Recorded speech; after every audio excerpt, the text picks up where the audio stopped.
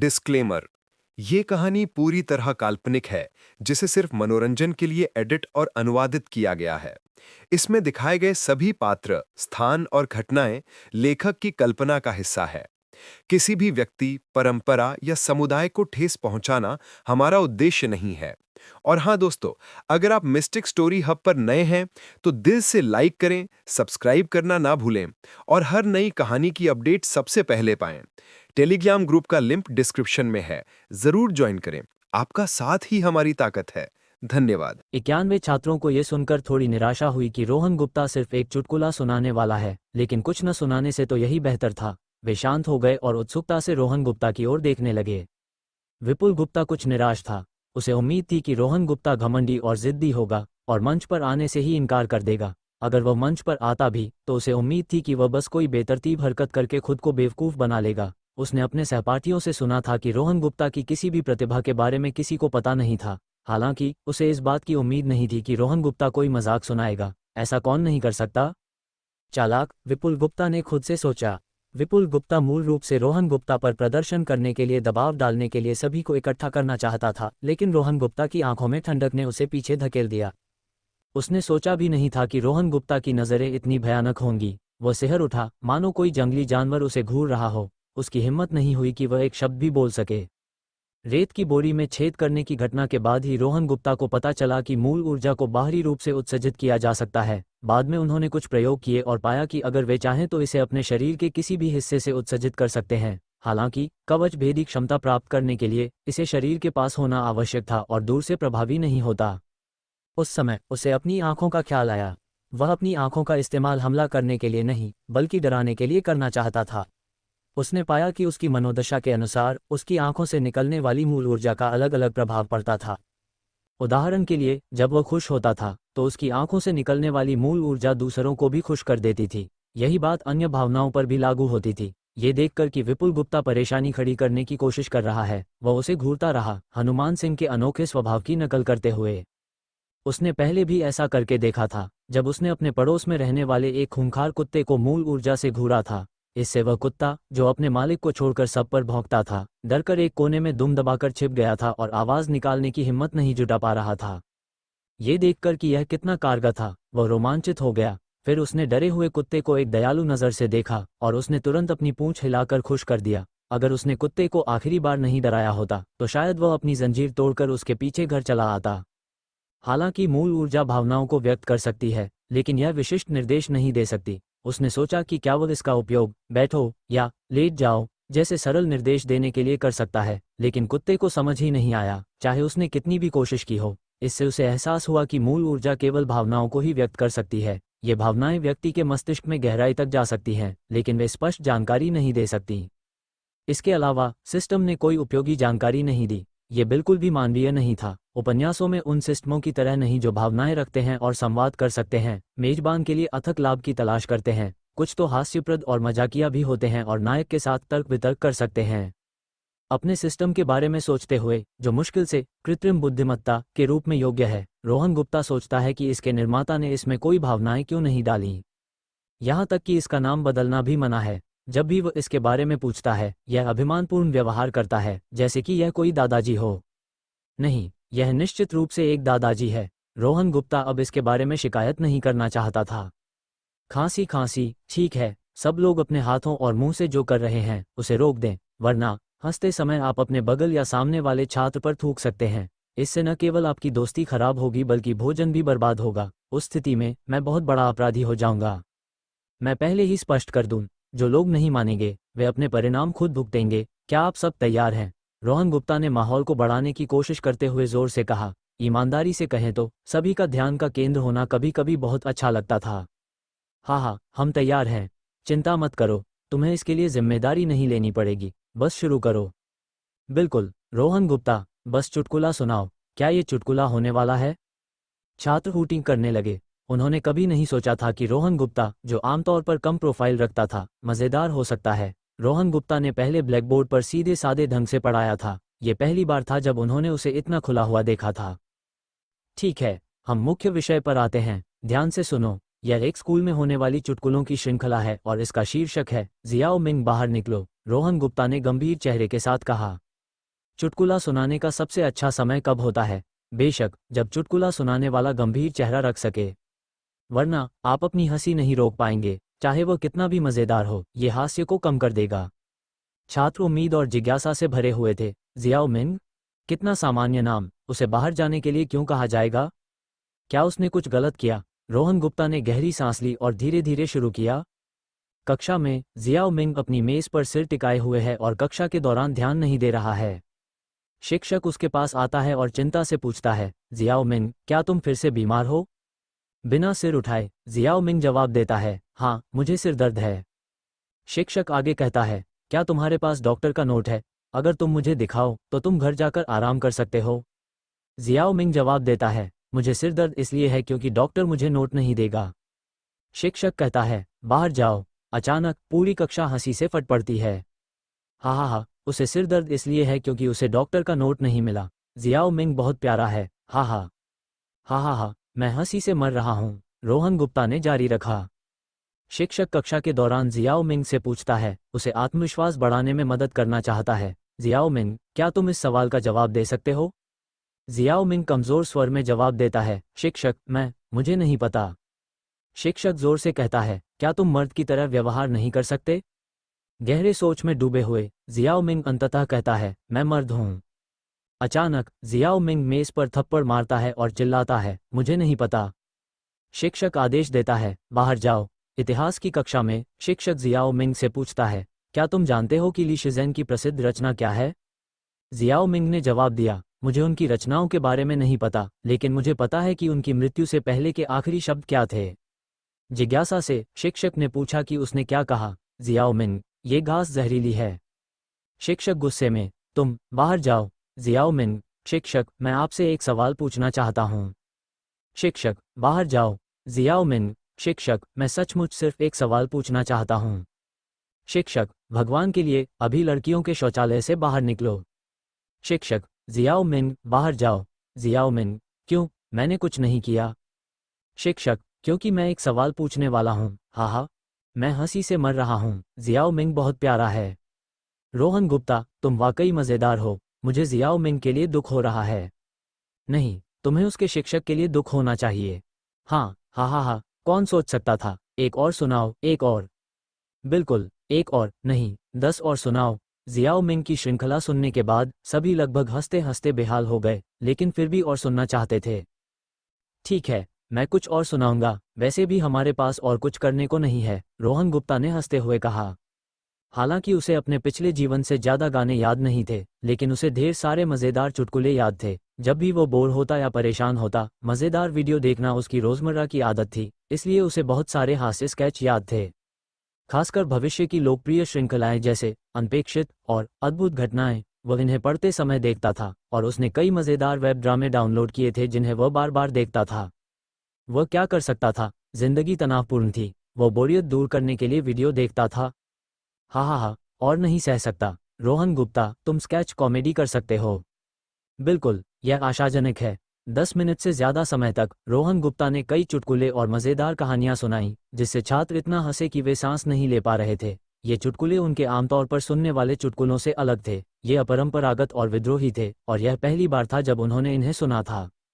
कई बार विपुल गुप्ता भी हंसे बिना नहीं रह सका, लेकिन जैसे ही उसे एहसास हुआ कि ये रोहन गुप्ता की तरफ से हैं, उसने तुरंत हंसना बंद कर दिया। विपुल गुप्ता का चेहरा हंसी रोकने के लिए लाल हो रहा था, संघर्ष कर रहा था। रोहन गुप्ता को इसकी कोई परवाह नहीं थी।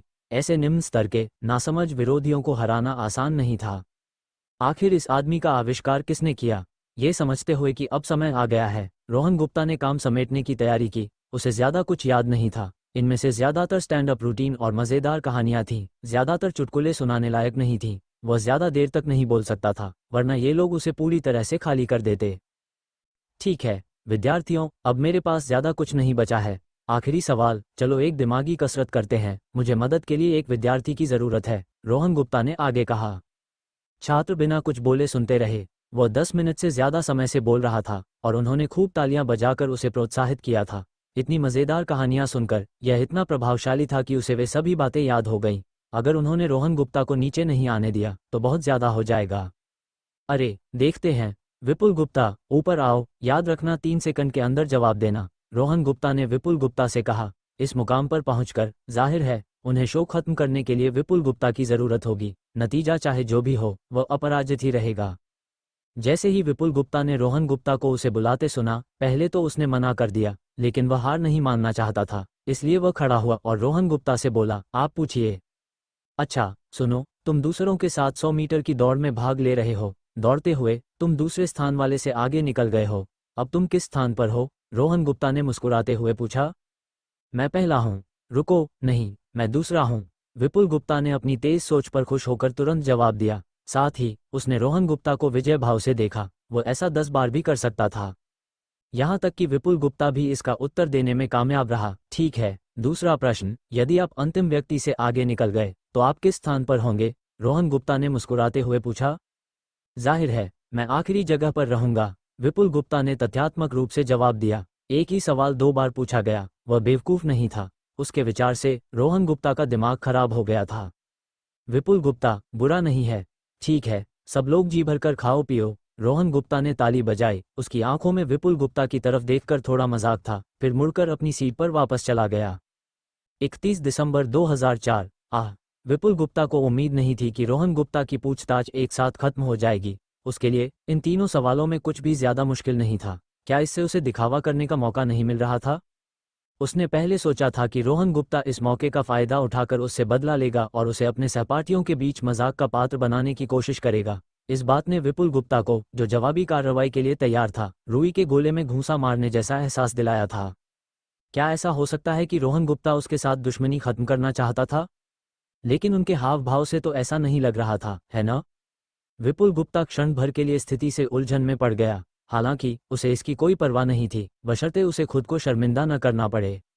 जो सहपाठी इस नाटक को देखने के लिए तैयार थे, वे भी उतने ही हैरान थे। बस कुछ ही विचारशील सहपाठी रोहन गुप्ता के पिछले सवालों पर विचार कर रहे थे। वे यह मानने को तैयार ही नहीं थे कि चीजें इतनी आसान हो सकती हैं। आखिरकार उनके द्वारा पूछे गए वे कुछ सवाल, जाहिर है, थोड़े अजीब लग रहे थे। कहानी को पूरी तरह से खुलने का मौका भी नहीं मिला था कि अचानक उसे रोक दिया गया। ये कुछ ऐसा था जो कुछ जुनूनी सहपाठियों को बिल्कुल असहनीय लगा।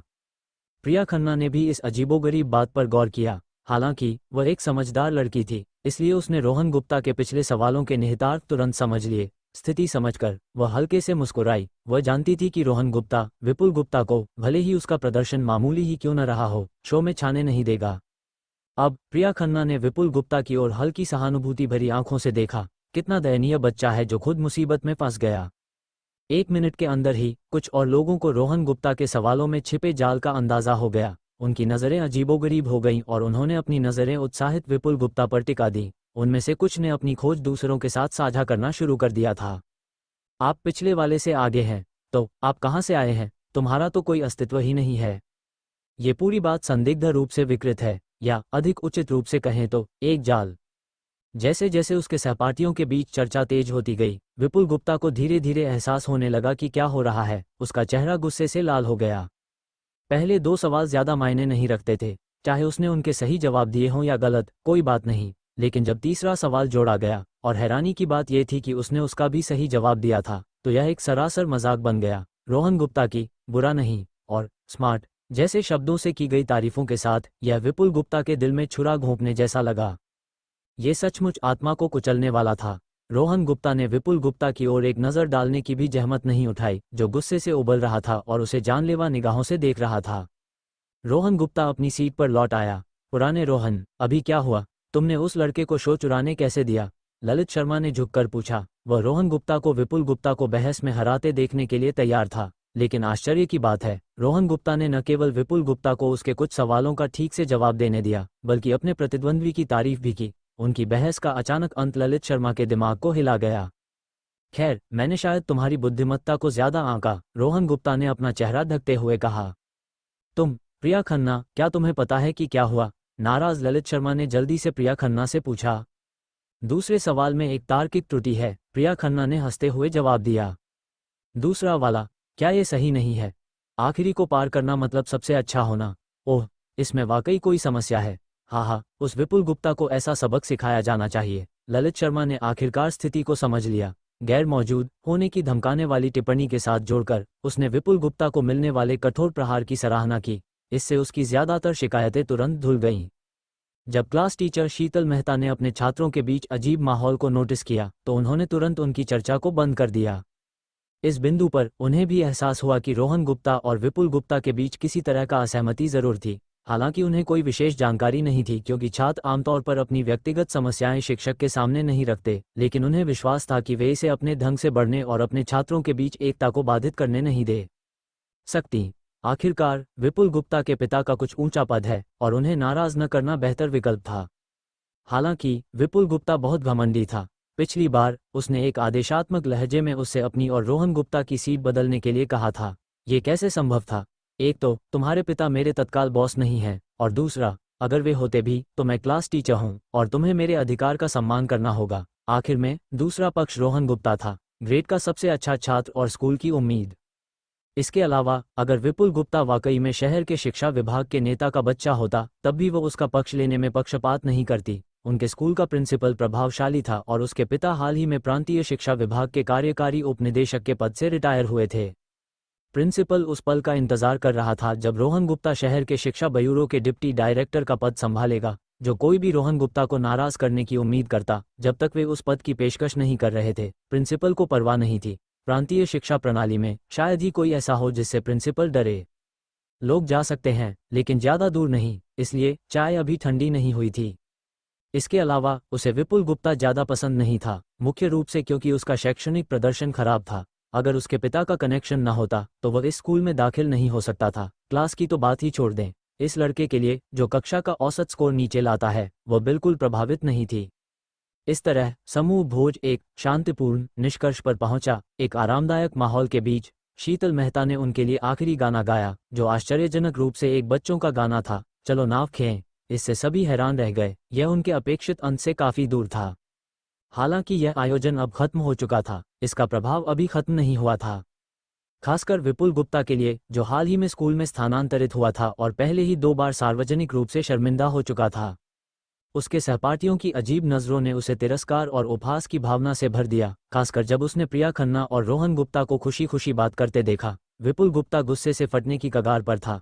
एक आम आदमी से ऐसी अपमान कैसे सहन कर सकता था? वह इसे बर्दाश्त नहीं कर सकता था।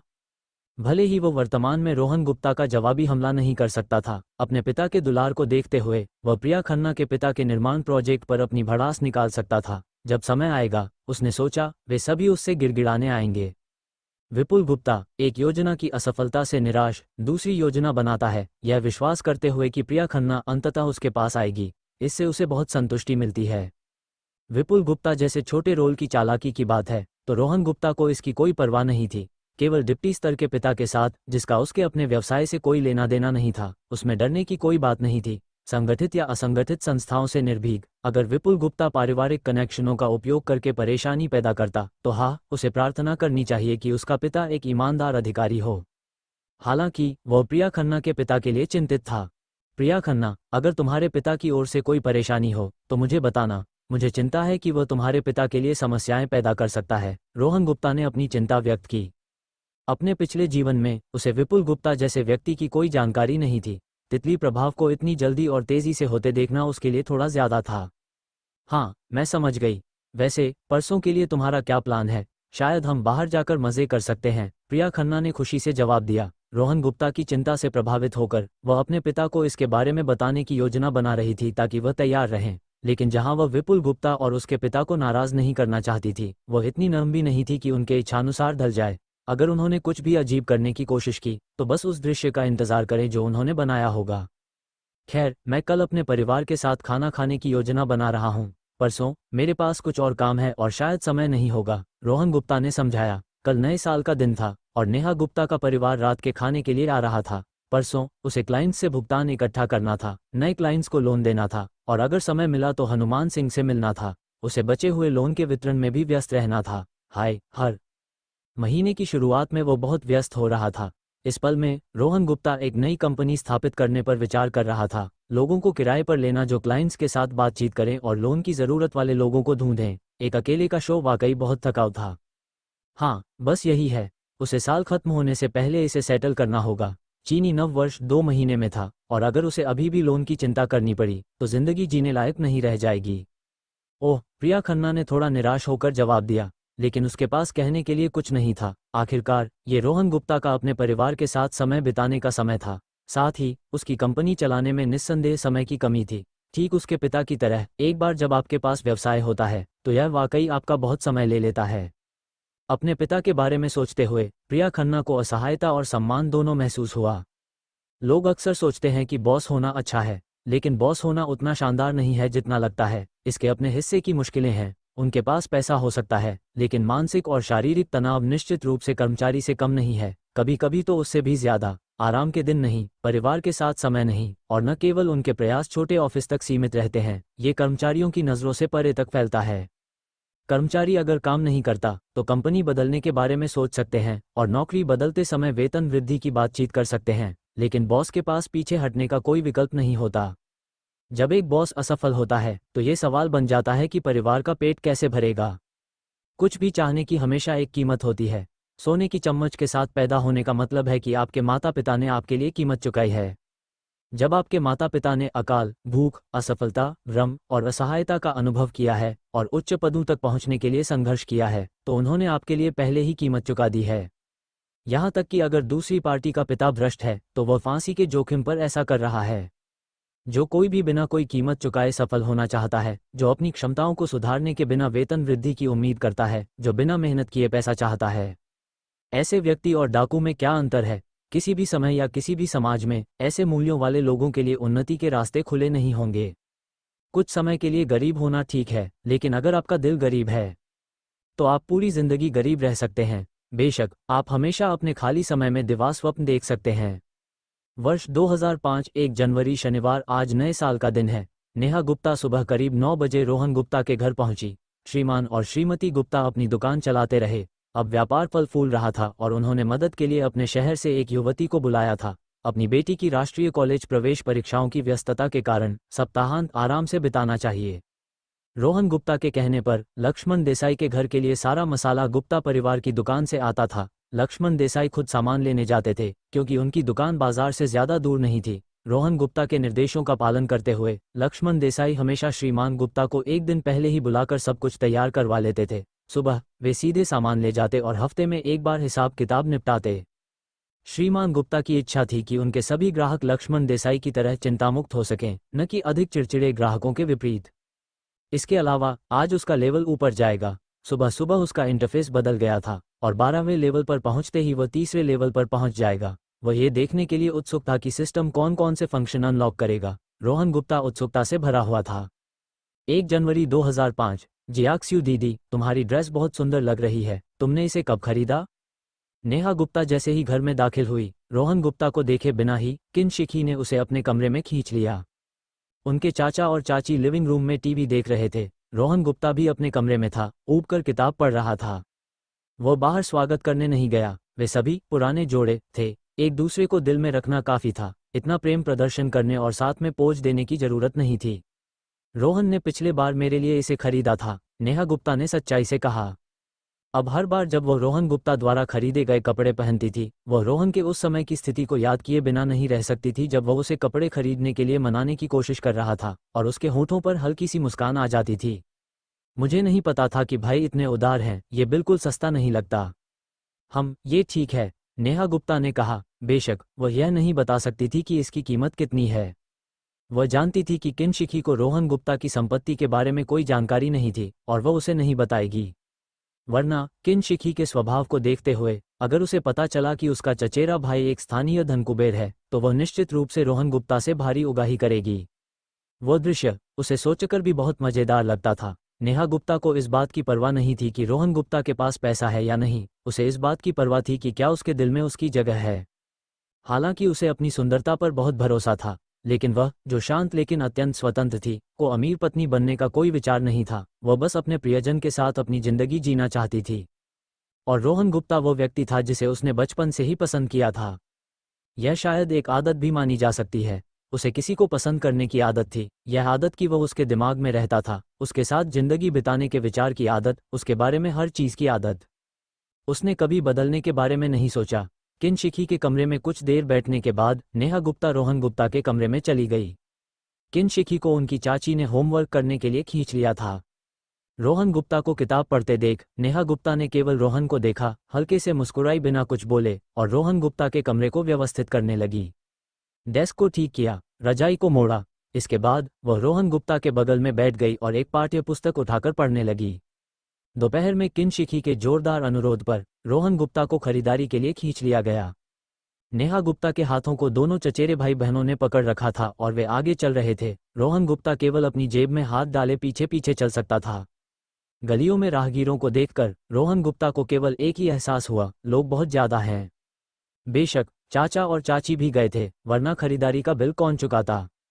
रोहन गुप्ता अभी सब कुछ उजागर नहीं करना चाहता था। चाची ने रोहन गुप्ता और कुछ छोटे रिश्तेदारों के लिए कुछ चीजें खरीदी। रोहन गुप्ता ने एक पैसा भी खर्च नहीं किया। रात का खाना रोहन गुप्ता और नेहा गुप्ता ने मिलकर बनाया। गुप्ता परिवार के माता पिता भी जल्दी आ गए और दुकान बंद कर दी। उनके साथ उनकी गांव से बुलाई गई एक युवती भी थी। वह लड़की नेहा गुप्ता की दूर की रिश्तेदार थी, जिसे रोहन गुप्ता ने पहले कभी नहीं देखा था और अब वह भी नेहा गुप्ता के घर में रहती थी। गुप्ता परिवार के लिविंग रूम में एक छोटा बिस्तर लगाया गया था ताकि उसे समायोजित किया जा सके। वे सभी रसोई में नहीं गए ताकि इस जोड़े की दुनिया में खलल न पड़े। साथ ही वे खाली रहकर भी खुश थे। हालांकि रोहन गुप्ता कई व्यंजन बना सकता था, फिर भी पुनर्जन्म के बावजूद वो इस समय नेहा गुप्ता जितना अच्छा नहीं था, इसलिए ज्यादातर व्यंजन नेहा गुप्ता ने बनाए। उसे पीछे से तली हुई सब्जियां बनाते हुए देखते हुए बगल से देखने पर वो इस पल में रोहन गुप्ता को विशेष रूप से आकर्षक लगी। वह जानकार नजर और चेहरे पर हल्की सी मुस्कान नेहा गुप्ता को थोड़ा मोहित कर गई। रोहन गुप्ता ने मदद नहीं कर सका और धीरे से नेहा गुप्ता को पीछे से गले लगा लिया। उसने अपनी ठुड्डी नेहा गुप्ता के कंधे पर रख दी। उसका हाथ नेहा गुप्ता के पेट को छू रहा था। इस अचानक हरकत ने नेहा गुप्ता को एक पल के लिए जकड़ लिया। रोहन गुप्ता ने पहले कभी उसे इस तरह से गले नहीं लगाया था। रोहन, तुमने अचानक मुझे क्यों गले लगाया? नेहा गुप्ता ने धीरे से पूछा। कुछ नहीं, बस तुम्हें गले लगाना चाहता था, रोहन गुप्ता ने कहा और फिर उसे और भी जोर से गले लगाया। ओह, नेहा गुप्ता ने धीरे से जवाब दिया। उसने इस तरह के गले लगाने का विरोध नहीं किया। अपने प्रियजन द्वारा गले लगाया जाना, हालांकि तलने में थोड़ा असुविधाजनक था, वो उसे धक्का देना नहीं चाहती थी। हालांकि ये स्थिति जल्द ही किनशिखी ने बाधित कर दी। बड़े भाई, तुम क्या कर रहे हो? शर्मिंदगी नहीं हो रही? किनशिखी ने दरवाजा खोला, सिर बाहर निकाला। रोहन गुप्ता को नेहा गुप्ता को गले लगाते देखा और मजाक करने से खुद को रोक नहीं सकी। तुम बाहर जाओ, ये तुम्हारा काम नहीं है। नेहा गुप्ता थोड़ा कांप गई। रोहन गुप्ता ने तुरंत समझ लिया और नेहा गुप्ता को छोड़ दिया। लेकिन इस चचेरी बहन के लिए हाय, वह न तो डांट सकता था और न ही मार सकता था, बस असहाय महसूस करता था। हम जियाक्स्यू दीदी को तलने से विचलित मत करो, मुझे भूख लगी है, किनशिखी ने शिकायत की। अगर भूख लगी है तो और पानी पी लो, रोहन गुप्ता ने नाराजगी से कहा। मैंने काफी पी लिया है, किनशिखी ने बिना सोचे कहा। तो फिर तुम्हें भूख क्यों लगी है? बाहर निकलो, रोहन गुप्ता ने विजयी भाव से कहा। किनशिखी के पास शब्द नहीं थे। ऐसा लग रहा था कि उसने खुद को फंसा लिया था। मैं तुमसे और बात नहीं करती। किनशिखी हारकर कमरे से चली गई। किनशिखी के जाने के बाद दोनों ने गले लगाना जारी नहीं किया। माहौल को चचेरी बहन ने खराब कर दिया था। एक बार काफी था, मात्रा से ज्यादा गुणवत्ता महत्वपूर्ण है। रात के खाने के दौरान पहले की गई गलती का बदला लेने के लिए किनशिखी ने जबरदस्ती नेहा गुप्ता को अपनी तरफ खींच लिया। उसने रोहन गुप्ता को एक विजयी नजर डाली। उस भाव से ऐसा लग रहा था जैसे वह कह रही हो, फिर से अपने प्यार का प्रदर्शन करो, अभी मुझे डांटा था। रोहन गुप्ता ने आंखें घुमाई और बिल्कुल समझौता न करने का इशारा किया, जिससे किनशिखी बहुत नाराज हो गई। रोहन, तुम्हारी छुट्टियां कब हैं? खाने के दौरान श्रीमान गुप्ता ने रोहन गुप्ता से पूछा। हमारे स्कूल की छुट्टियां 2 फरवरी तक हैं, तुम्हारा क्या? जियाक्स्यू, रोहन गुप्ता ने बोलना खत्म किया और नेहा गुप्ता से पूछा। हाई स्कूल के तीसरे साल की सर्दियों की छुट्टियां वाकई बहुत कम थीं। हमारी भी, नेहा गुप्ता ने जवाब दिया। यह अच्छा है गुप्ता अंकल, मैं और जियाक्स्यू 5 फरवरी को एक साथ वापस जाएंगे, रोहन गुप्ता ने कहा। वह जानता था कि श्रीमान गुप्ता हर साल नए साल की पूर्व संध्या से एक दिन पहले घर वापस जाते थे। उसे अगले महीने भी कई काम करने थे। सिस्टम के कई कार्य, कंपनी की वार्षिक बैठकें, वार्षिक स्टॉक लेना, साल शुरू होने के बाद भी वह व्यस्त रहेगा। ऐसा लगता था कि उस समय उसे छुट्टी लेनी ही पड़ेगी वरना वो बहुत व्यस्त हो जाएगा। ठीक है, तुम दोनों 5 तारीख को वापस जाओ, हम 7 तारीख को जाएंगे, श्रीमान गुप्ता ने कहा। ठीक है, रोहन गुप्ता ने जवाब दिया। ये खाना काफी देर तक चला जब अंततः वे बिखर गए। इस खाने के बाद सफाई का काम किन शिखी और किन शियू बहनों को सौंपा गया। किन शिखी अनिच्छुक थी, लेकिन किन शियू खुशी से भरी थी। रोहन गुप्ता जानता था कि उसका व्यवस्थित करने का जुनूनी रोग फिर से शुरू हो गया था। रोहन गुप्ता ने मदद नहीं कर सका और सिर हिलाया। टसक टसक, कभी कभी जुनूनी रोग वाकई एक अच्छी चीज हो सकता है। ये लोगों के लिए सुविधाजनक है और इसमें शामिल व्यक्ति को खुशी देता है। रात के 12 बजे रोहन गुप्ता अपनी बिस्तर पर लेटा और अपनी जानकारी देखी। होस्ट का नाम रोहन गुप्ता। लेवल 2 अनुभव 140 200।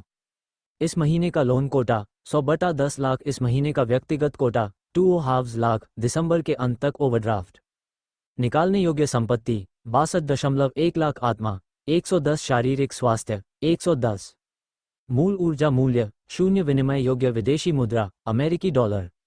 ज्यादा बदलाव नहीं हुआ। कंपनी खरीदने, पूंजी निवेश, किराए और चिकित्सा खर्चों के बाद मेरे पास केवल 62.1 लाख रुपये बचे हैं। छोटी छोटी चीजें वाकई जोड़ लेती हैं। मुझे ये भी नहीं पता कि मैंने 2000 रुपये कहाँ खर्च किए।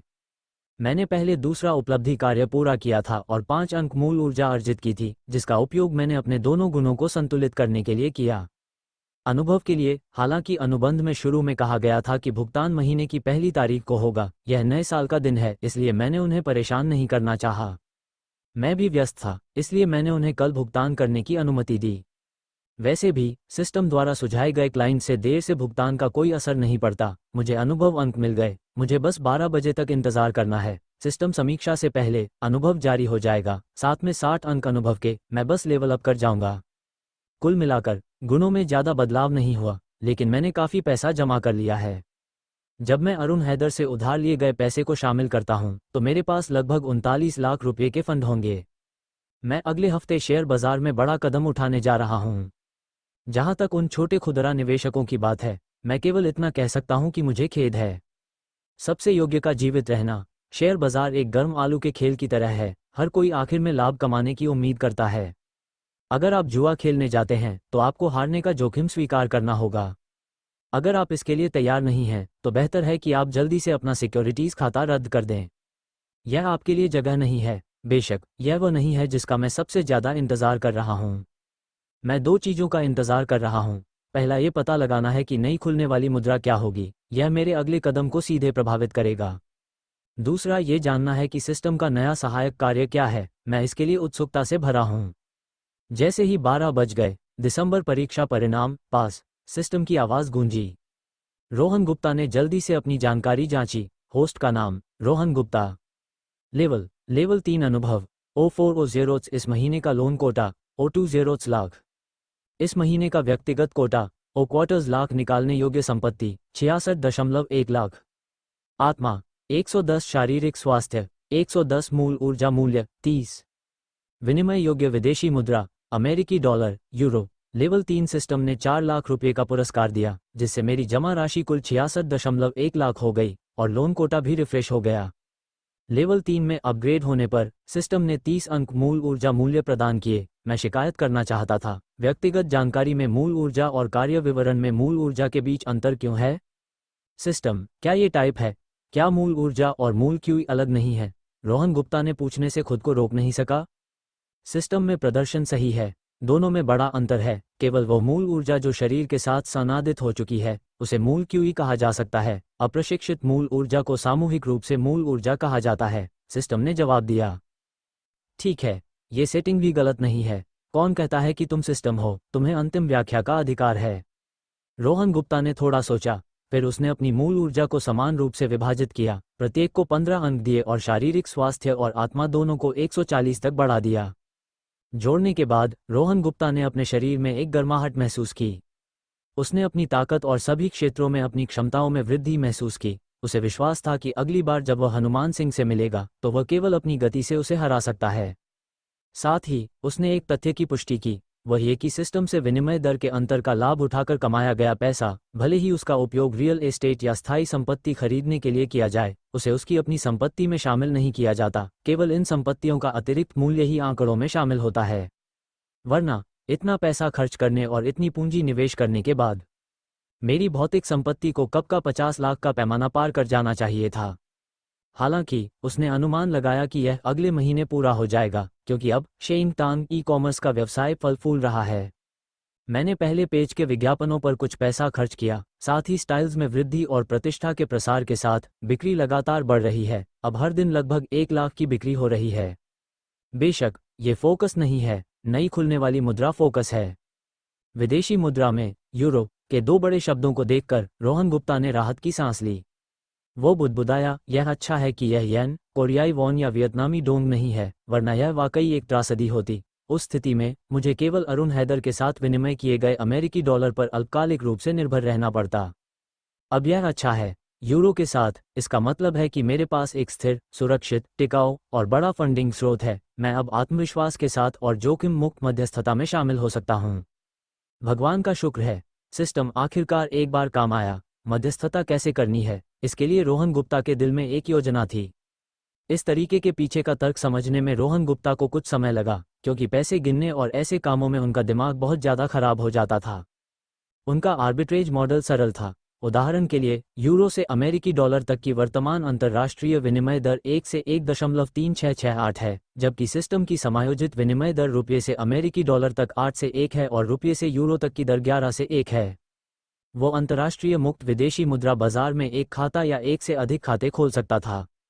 इससे विनियमन का जोखिम कम हो जाएगा। यदि उसके पास 11 करोड़ रुपये हों तो वह सिस्टम के माध्यम से 1 करोड़ यूरो का आदान प्रदान कर सकता था। फिर इस 1 करोड़ यूरो से वह इसे 1.3668 करोड़ अमेरिकी डॉलर में बदल सकता था। और इसे सिस्टम में वापस कैसे लाया जाए? सरल, इसे 8 से गुना करें तो कुल संख्या होगी 10,90,30,000। और ये लगभग 70 लाख रुपये का नुकसान है। हाँ, बेशक कोई भी ऐसा धंधा नहीं करेगा। रोहन गुप्ता मूर्ख नहीं था। लेकिन अगर वो प्रक्रिया को उलट दे तो क्या होगा? 11 करोड़ रुपये, वह 8 से 1 की सिस्टम विनिमय दर पर 1.375 करोड़ अमेरिकी डॉलर प्राप्त कर सकता था, फिर 1.3668 की अंतर्राष्ट्रीय दर के अनुसार यूरो में विनिमय कर सकता था, जिससे उसके पास 1 करोड़ यूरो और शेष अमेरिकी डॉलर बच जाते। ये 82 लाख अमेरिकी डॉलर का शुद्ध लाभ है। नीचे की ओर गणना करने पर एकल लेन देन लाभ लगभग 0.6% है। संभावित लेन देन लागत घटाने के बाद भी लाभ कम से कम 70 लाख अमेरिकी डॉलर होगा। उस स्थिति में सिस्टम की प्रतिदिन 10 लेन देन की सीमा के साथ ये लगभग 7 करोड़ अमेरिकी डॉलर का लाभ होगा। इस तरह से देखने पर यह ज़्यादा नहीं लगता, लेकिन क्या होगा यदि एक समय में लेन देन की मात्रा 10 करोड़ यूरो हो? इससे प्रतिदिन कम से कम 70 करोड़ अमेरिकी डॉलर की आय होगी, जो 50 करोड़ 60 लाख रुपये के लाभ के बराबर है। और एक महीने के बारे में क्या? धत तेरी की! इस बिंदु पर रोहन गुप्ता अचानक उठ बैठा। उसकी आंखें सदमे से भरी थीं। जब तक उसके पास 110 करोड़ रुपये थे, एक महीने में वह कमा सकता था 168 करोड़। लानत है, लानत है, लानत है, यह पागलपन है। रोहन गुप्ता का दिल तेजी से धड़क रहा था। यह लगभग चार्ट से बाहर था। यह महज एक भाग्य से अधिक था। यह व्यवहारिक रूप से धन पाने जैसा था। इसके अलावा इसकी गणना साधारण ब्याज से की गई थी। अगर वह चक्रवृद्धि ब्याज का इस्तेमाल करता और अपनी कमाई को दोबारा निवेश करता तो मुनाफा 200 करोड़ से ज़्यादा हो सकता था। अरे बाप रे, ये 200% से भी अधिक लाभ है। यह पागलपन है। और यह एक रूढ़िवादी अनुमान है। पहला बिंदु यह है कि रुपये के मुकाबले दोनों मुद्राओं की विनिमय दरों में अल्प अवधि में ज़्यादा परिवर्तन नहीं होगा।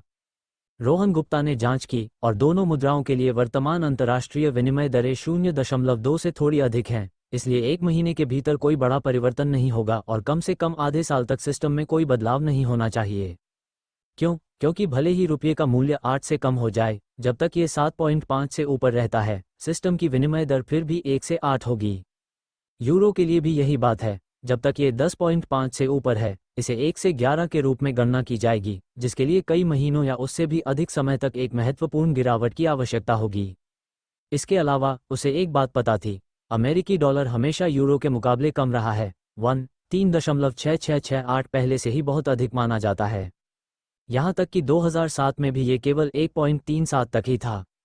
इसका मतलब है कि भविष्य में उसका प्रति लेन देन लाभ थोड़ा कम हो सकता है, लेकिन कम से कम अगले 1 या 2 साल तक पैसे कमाने का मौका रहेगा। और यह केवल यूरो से अमेरिकी डॉलर के विनिमय के लिए है। अगर उसका लेवल बढ़ता है तो क्या होगा? कौन सी मुद्रा पेश की जाएगी? अगर अमेरिकी डॉलर से यूरो के आर्बिट्रेज से लाभ कम होता है तो वह बस दूसरी मुद्रा पर स्विच कर सकता है। यह कोई बड़ी बात नहीं होगी। इसके अलावा अगर नई खुलने वाली मुद्रा पूर्णांक से ऊपर और नीचे हो तो लाभ कई गुना दोगुना हो सकता है। चाहे कुछ भी हो, वो आर्बिट्रेज से लाभ कमा सकेगा। उसे पैसे कमाने से कोई नहीं रोक सकता था। लानत है, रोहन गुप्ता के दिमाग में एक विचार आया, क्या ये सिस्टम और भी शानदार हो सकता है? ये बैंकिंग सिस्टम, यह वाकई अपने नाम के लायक है। ऐसा लगता है कि अरबपति बनने का उसका लक्ष्य ज़्यादा दूर नहीं है। इस गति से उसे राष्ट्रीय कॉलेज प्रवेश परीक्षा से पहले कुछ 100 करोड़ जमा करने में सक्षम होना चाहिए। लेकिन वो इस पैसे को नए साल के बाद कमाने की योजना बना रहा है, पहले शेयर बाजार में एक बड़ा कदम उठाकर। उस समय तक वह या तो किसी विदेशी बैंक में एक गुमनाम खाता खोल सकता था या बस एक खरीद सकता था। वैसे भी उसका इस खाते को अपनी व्यक्तिगत पहचान से जोड़ने का कोई इरादा नहीं था। कुछ दिन पहले उसने अनजाने में सिस्टम से जुड़े खाते के बारे में पूछा था। सिस्टम ने उसे बताया कि जुड़ा हुआ खाता बाहरी लोगों द्वारा निगरानी और फ्रीज किया जा सकता है। लेकिन रोहन गुप्ता की सहमति और सिस्टम के संचालन के बिना कोई भी उससे एक पैसा भी नहीं निकाल सकता था।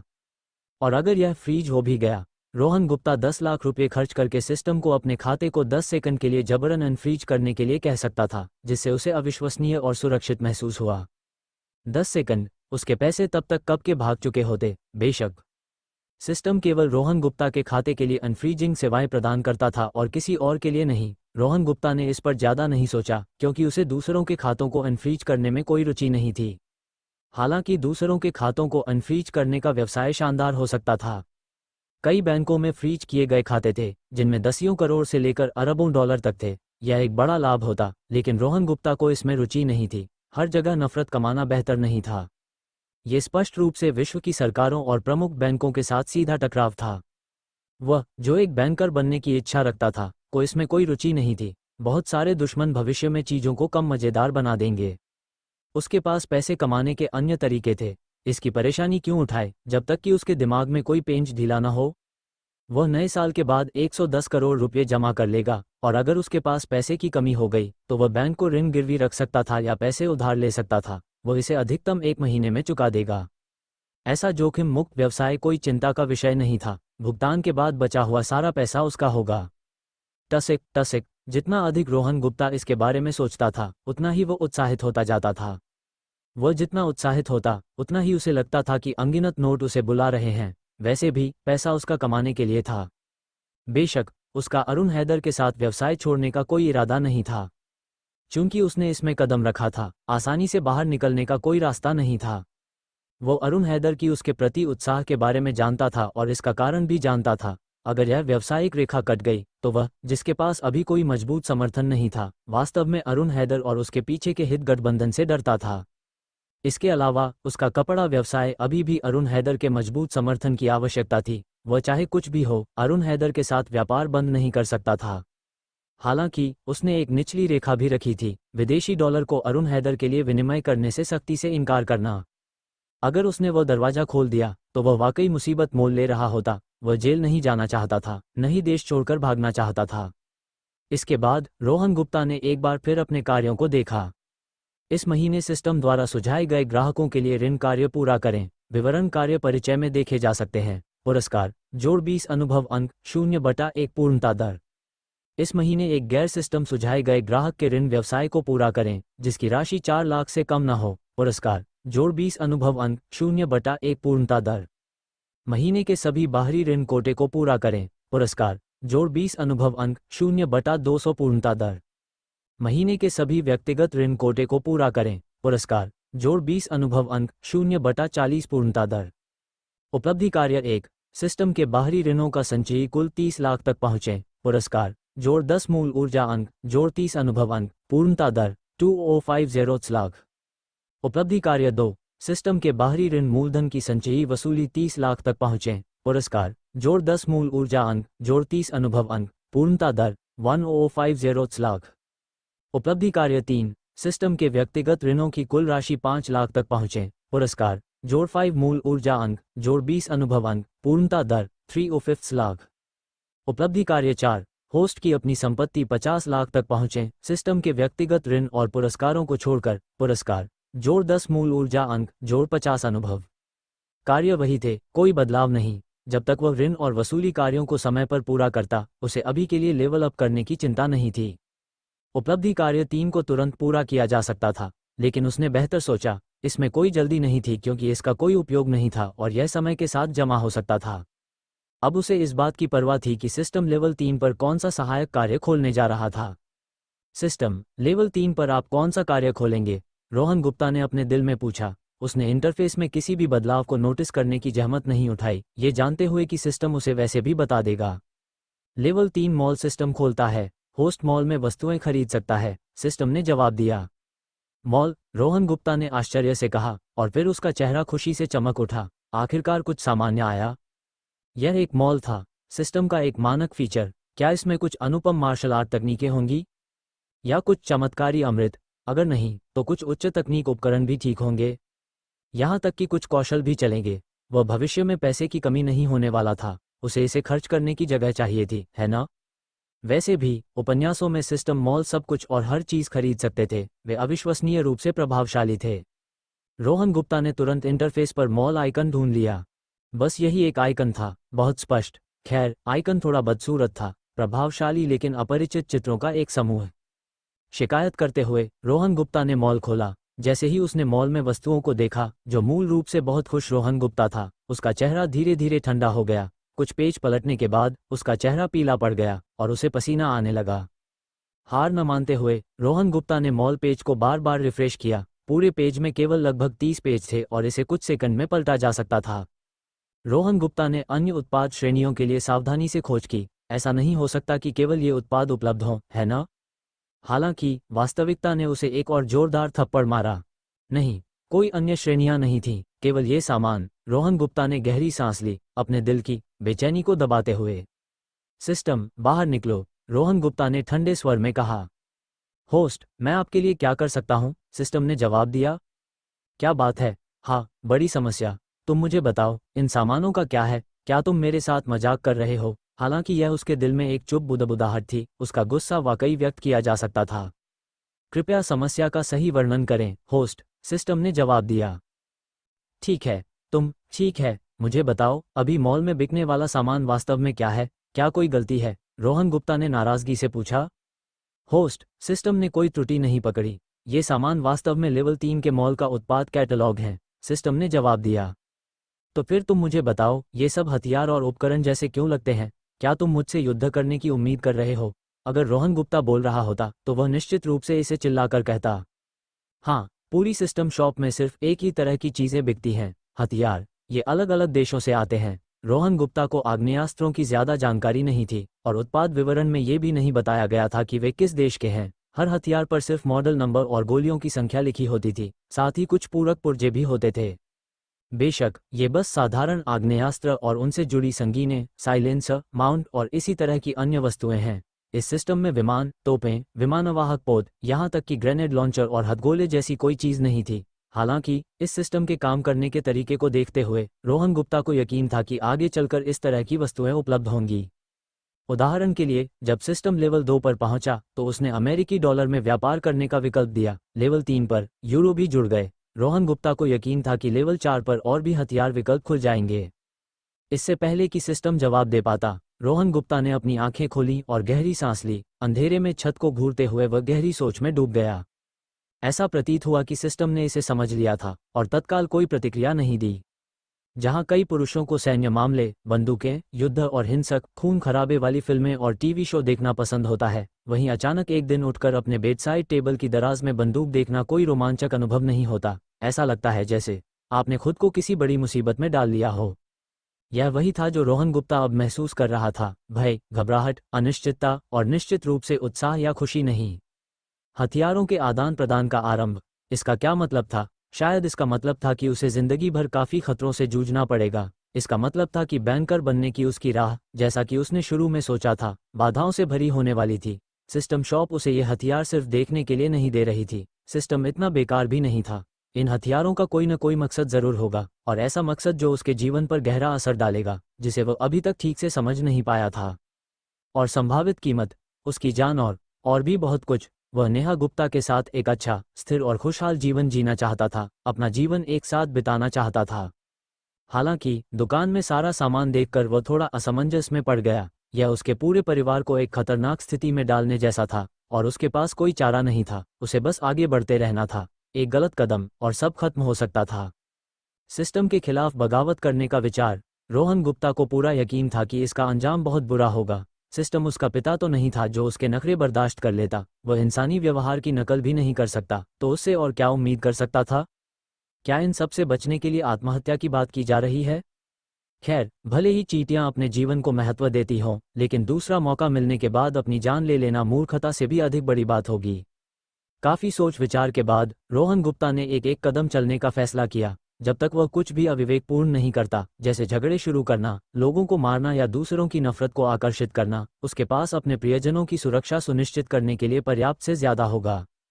ऐसा लगता था कि उसे अपने परिवार की सुरक्षा के लिए कुछ शक्तिशाली बॉडीगार्ड्स को नियुक्त करने के बारे में गंभीरता से सोचना होगा।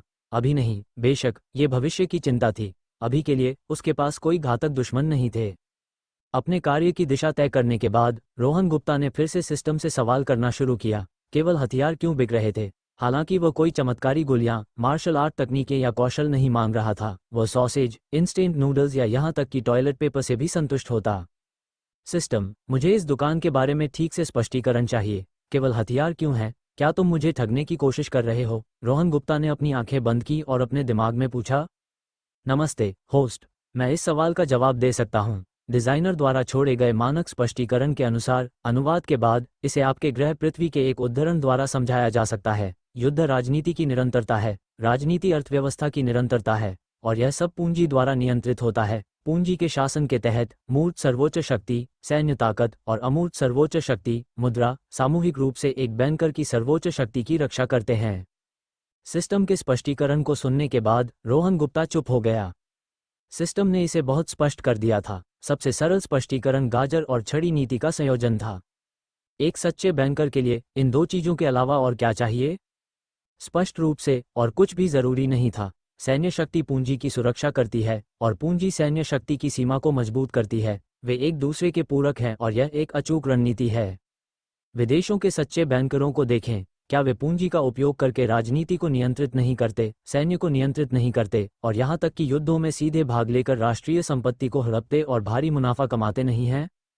क्या वे गाजर और छड़ी की साधारण विधि के माध्यम से इस दुनिया के संचालन को नियंत्रित नहीं करते? ठीक है, रोहन गुप्ता सिस्टम के स्पष्टीकरण को स्वीकार कर सकता था। इसका खंडन करने का कोई तरीका नहीं था। तथ्य तथ्य था। वो बस थोड़ा निराश था कि कोई मार्शल आर्ट कौशल या जादुई औषधियां नहीं थीं जो उसके मार्शल आर्ट सपने को पूरा करती। उसे बस हथियारों को स्वीकार करना होगा, और उम्मीद करनी होगी कि सिस्टम अंततः कुछ भविष्यवादी सैन्य उपकरण या यहाँ तक कि एक स्टारशिप प्रदान करेगा। अभी के लिए दुकान में केवल आग्नेयास्त्र थे, लेकिन भले ही उनके पास विमानवाहक पोत होता, वह इसे खरीद नहीं पाता। अगर वह किसी तरह इसे खरीद भी लेता, तो वह इसे दिखाने की हिम्मत नहीं करता, क्योंकि इसका मतलब निश्चित मृत्यु होता। मामले की सच्चाई समझने के बाद भी रोहन गुप्ता ने इस पर और विचार नहीं किया, क्योंकि वह स्थिति को बदल नहीं सकता था। इसके बजाय उसने हथियारों की सूची को रुचि के साथ देखना शुरू किया। आखिरकार, कौन सा पुरुष बंदूकें पसंद नहीं करता? उसने बस सोचा कि सिस्टम ने कीमतें कैसे तय की। सभी उपकरण काफी सस्ते लग रहे थे। पिस्तौल की कीमत एक समान 300 रुपये थी, जबकि अन्य आग्नेयास्त्रों की अपनी अलग कीमतें थीं। यहाँ तक कि विभिन्न मॉडलों की बैरेट राइफल्स की कीमत केवल 20,000 रुपये थी। हाँ, आपने गलत नहीं पढ़ा, सिर्फ 20,000 रुपये। क्या अमेरिका में वहाँ की फैक्ट्री की कीमत इससे भी ज्यादा नहीं है? क्या तुम्हें यकीन है कि यह चीज़ इस कीमत के लायक है? सिस्टम, दुकान में गोलियों की कीमत कैलिबर के अनुसार बदलती है, और एक ही कैलिबर की सभी गोलियां एक ही कीमत पर थीं। हालांकि सबसे महंगी केवल $10 थी, जो बैरेट के लिए कवच भेदी ज्वलनशील गोलियां थीं। क्या ऐसी गोलियों की कीमत वाकई इतनी सस्ती है?